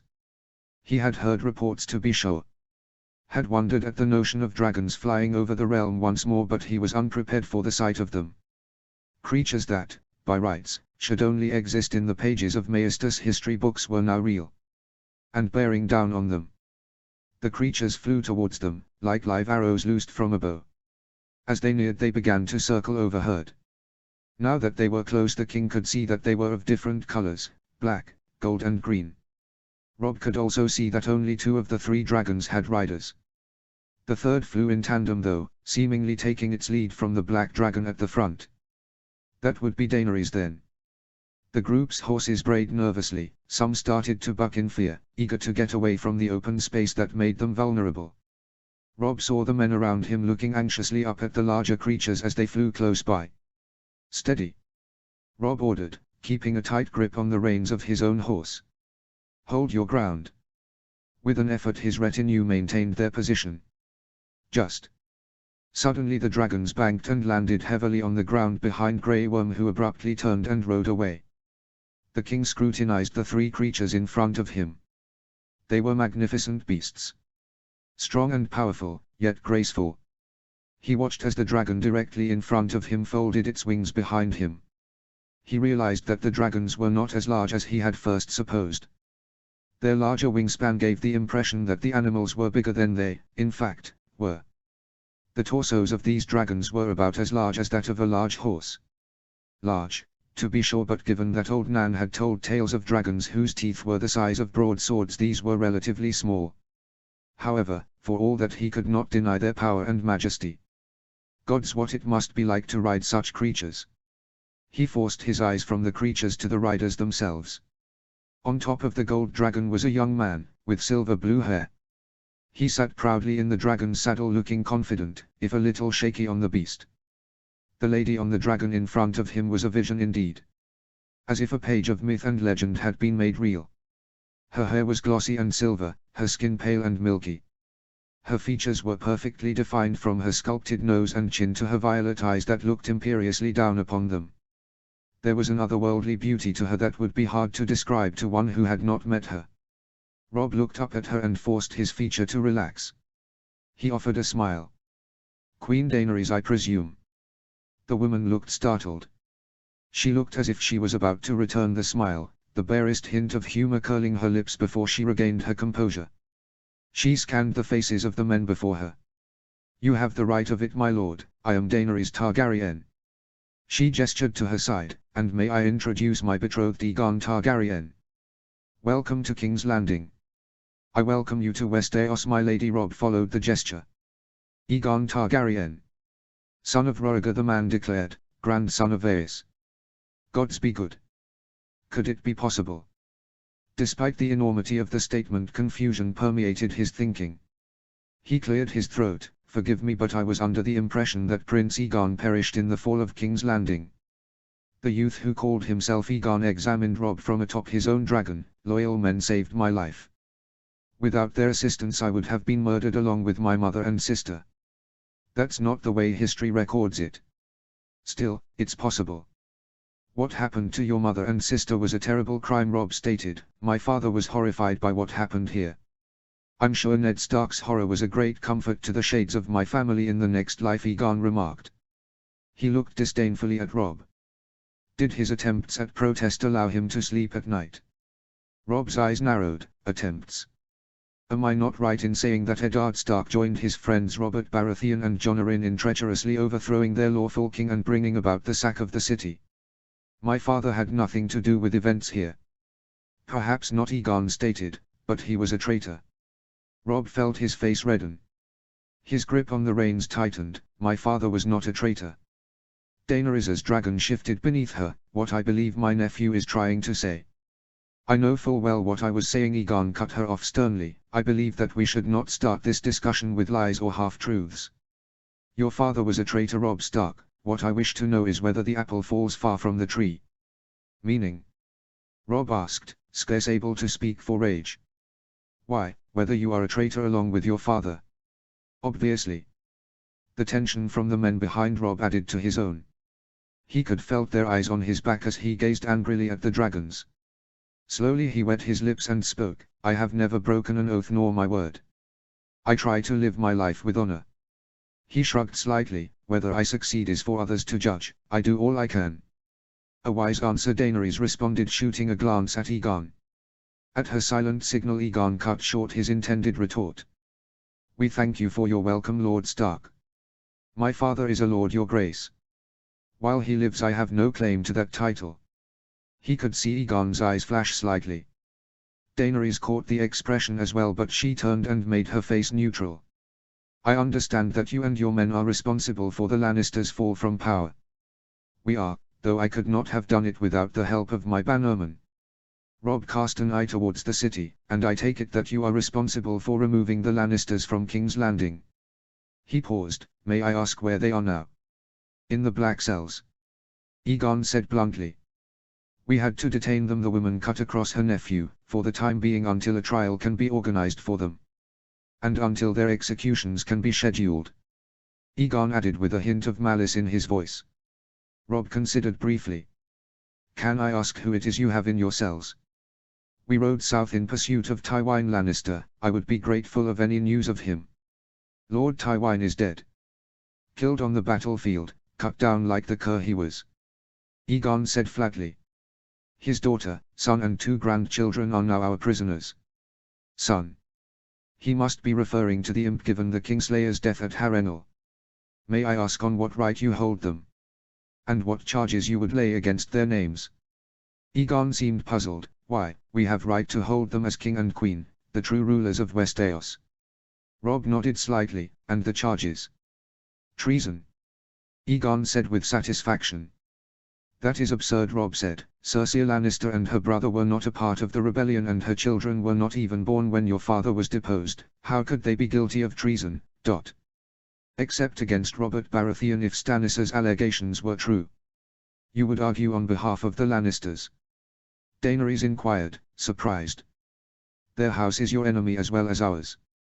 Why defend them? I argue in defense of justice, Robb argued. It is true that the Lannisters are my enemies and I would see them deposed from the Iron Throne. To put yourself in their place? Aegon asked hotly. And there was. Not at all, Robb answered firmly. I have no interest in the Iron Throne nor in being king. And yet, if the reports are true, you are one already, Dany pointed out with a curious expression on her face. You have allowed yourself to be called the king in the north. I have, Robb replied, staring up at the woman. My lands have declared independence from the Iron Throne. Given the events of the last few decades, I'm sure you could understand why. The politics and corruption of the capital sullies all it touches. That was under the Lannisters and Baratheon rule, Daenerys said smoothly. As we have already discussed, the Lannisters are no longer in control. No, but I understand you are. Robb mused. Forgive me, my lady, I know nothing of you and your nephew, so I would not wish to presume anything. If we have your word that the Lannisters are deposed, I will withdraw my force and head south to the Stormlands. We wish to aid the Reach in dealing with Lord Stannis. Plus we have Mace Tyrell to search for. The Stormlands is under our rule. Aegon replied, you will not cross our territory without our leave. They have the Stormlands as well. How in seven hells was that possible? What happened to Stannis Baratheon? Robb asked quietly. The man my father would want to be king. Dead, Aegon declared, killed in battle when Dawn joined us and marched an army up the Boneway. And now Dawn as well.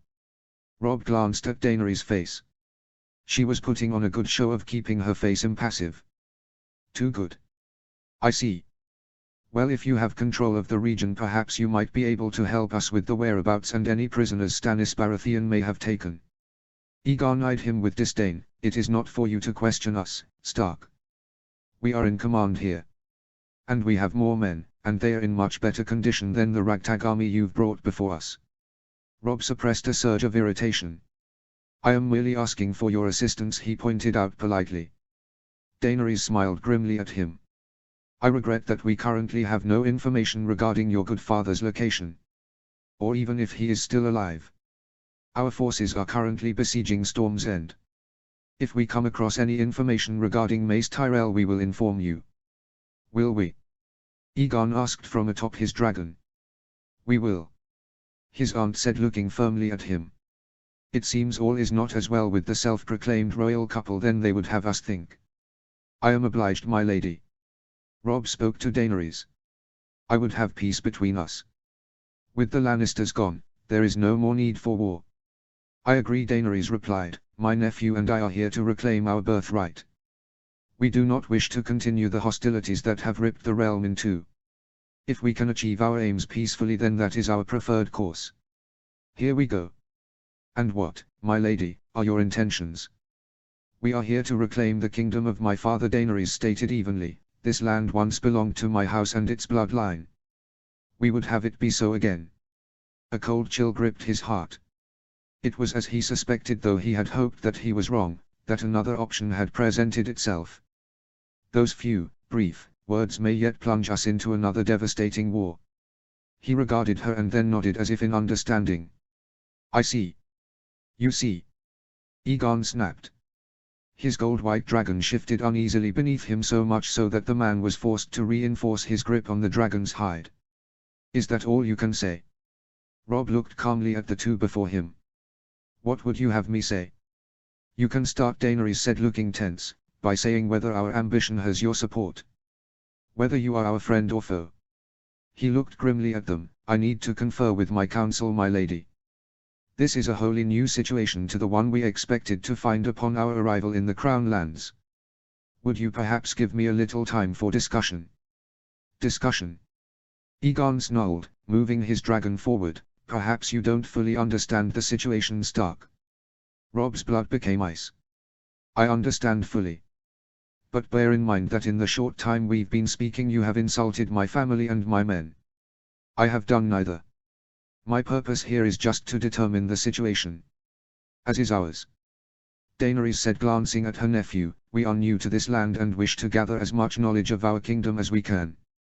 Your kingdom. Robb quenched the feelings of anger. He looked at the Dragon Queen as she sat astride her animal. Well then, why don't we reconvene tonight?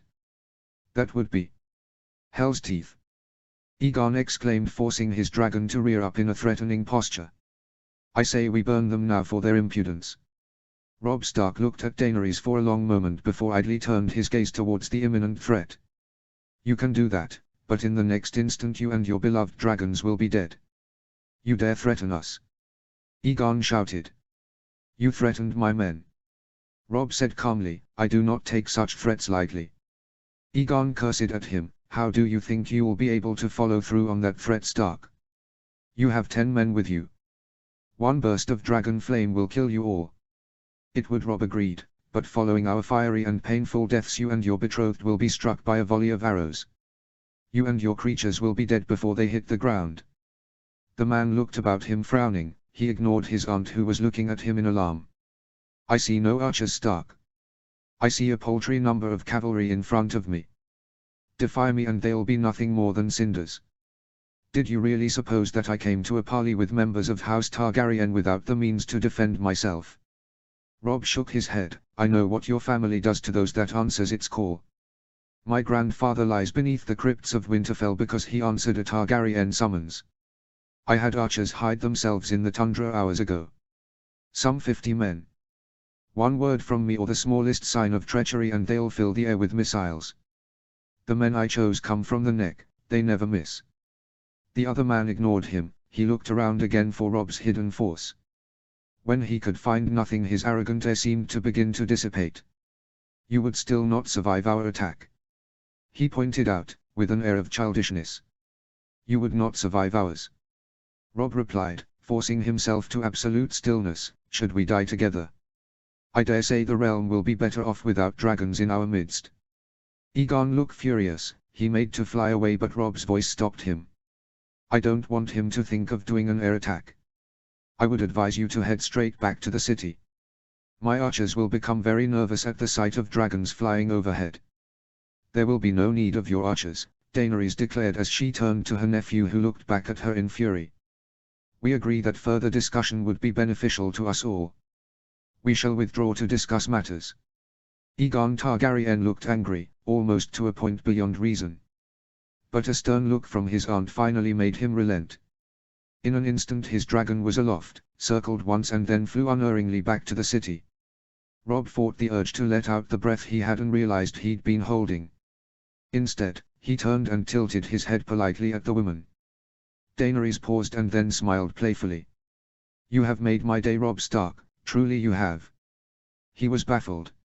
Isn't this a standoff? Despite his confusion he felt himself smile at the beautiful queen. After a moment of laughter Daenerys became still. We should meet later today, perhaps for a meeting of our respective councils. Shall we say maximum of 10 men apiece at this same spot? I'll have a few men come and build a tent and deliver us something to sit on. No reason we can't be hospitable. Your nephew may think differently.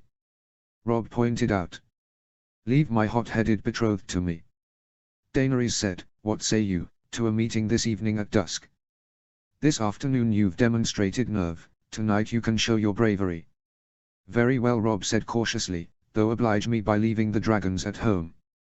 Agreed, Daenerys responded with a small smile, tonight it is, your counselors and 10 guards. She urged her dragon around and prepared to fly away. At the last instant she turned her face to look at Robb. And Robb. He looked up into her violet eyes. My lady. Well played. The ride back to camp went at a brusque pace. They group were anxious to be away from the field but were conscious of the need not to appear that they were concerned by what had happened. Robb set the speed and the group came in around him as they rode back the way they'd come. For long moments there was nothing but the sound of their horses breathing and the thud of the hooves on densely packed earth. Well, that was tense. Garland said from behind Robb's shoulder. Maybe it was unwise to meet the queen in an open field where she could have brought dragons. My lady wife will curse my mistake, Robb admitted. I thought we were dealing with ordinary people. Full Targaryens in charge of 3 dragons are quite another matter. Being able to attack from the sky will give them a firm advantage over us. Aegon the Conqueror certainly thought so. Garland concurred. Still, at least we know what we're facing. Do we? It's going to take a lot more than a short meeting to allow me to work out exactly what it is we are now up against. I failed you, Your Grace, Brian spoke up. I should have put a plan in place to keep you safe. Had they wished, they would have been able to kill you. It's strange, said Garland as they rode. I thought I had heard Lady Caitlin suggest the idea of hiding archers for your protection, and Your Grace rejected the plan. He couldn't see, but he was certain Garland was grinning at him. I did, Robb replied. Bad way to start a negotiation with an army in the field. My sisters would argue that perhaps that's the best way. Garland laughed. I don't understand, Your Grace. Lord Bracken spoke from directly behind Robb. Did you place the archers after your lady mother suggested it? Or before? Robb heard Garland snort in exasperation. For his part, Robb just looked back slightly and replied. I believe you'll find, my lord, that, now we've departed the field, you'll find it quite empty of people. A gasp went up from Bracken. Are you saying that you were bluffing, Your Grace? Robb smiled grimly. Did you believe there were archers there, my lord? Well, after you said so, yes. The king nodded to himself. So did they. It came down, Robb knew, to honor and reputation. At the moment Aegon and Daenerys were new to the game and were uncertain of he was and what he might do. Both Targaryens seemed to have been raised on the notion that Tywin Lannister was some sort of demon that had destroyed their family. And I, for better or worse, am known as the man who beat him. What word do they have for that? They knew they had support in the form of dragons. Therefore it was unthinkable to them that I wouldn't have a guarantee of my own. That was an awful gamble, Your Grace. Bracken spluttered. Perhaps, Robb agreed, but if worse came to the worst, then we would have been killed, but the army would have been ready to withdraw back to Riverrun. Margaery and our families would have been safe, whilst my father would have journeyed south to avenge us. Scant solace, Your Grace. Lord Bracken grumbled. Agreed, Robb replied. Still no need to dwell on it now. We're alive and that's all that matters. They arrived back in camp a short while later. Robb saw that preparations for battle had been made in his absence. A rough palisade was being constructed with trees being cut down to construct the barricade. Little use that will be against dragons. Battling dark thoughts, Robb dismounted his horse and made for his command tent. He leaned back to motion his party to come with him. A quick nod to the guards and he was admitted to his temporary home. He searched about and found Margaery at his small desk writing letters. She looked up urgently as soon he entered. I hoped it was you, she said. He paused for a moment to take in the sight of his wife, clad in a simple robe as she sat taking care of matters in the kingdom. With the war consuming his thoughts, he had no time for domestic concerns.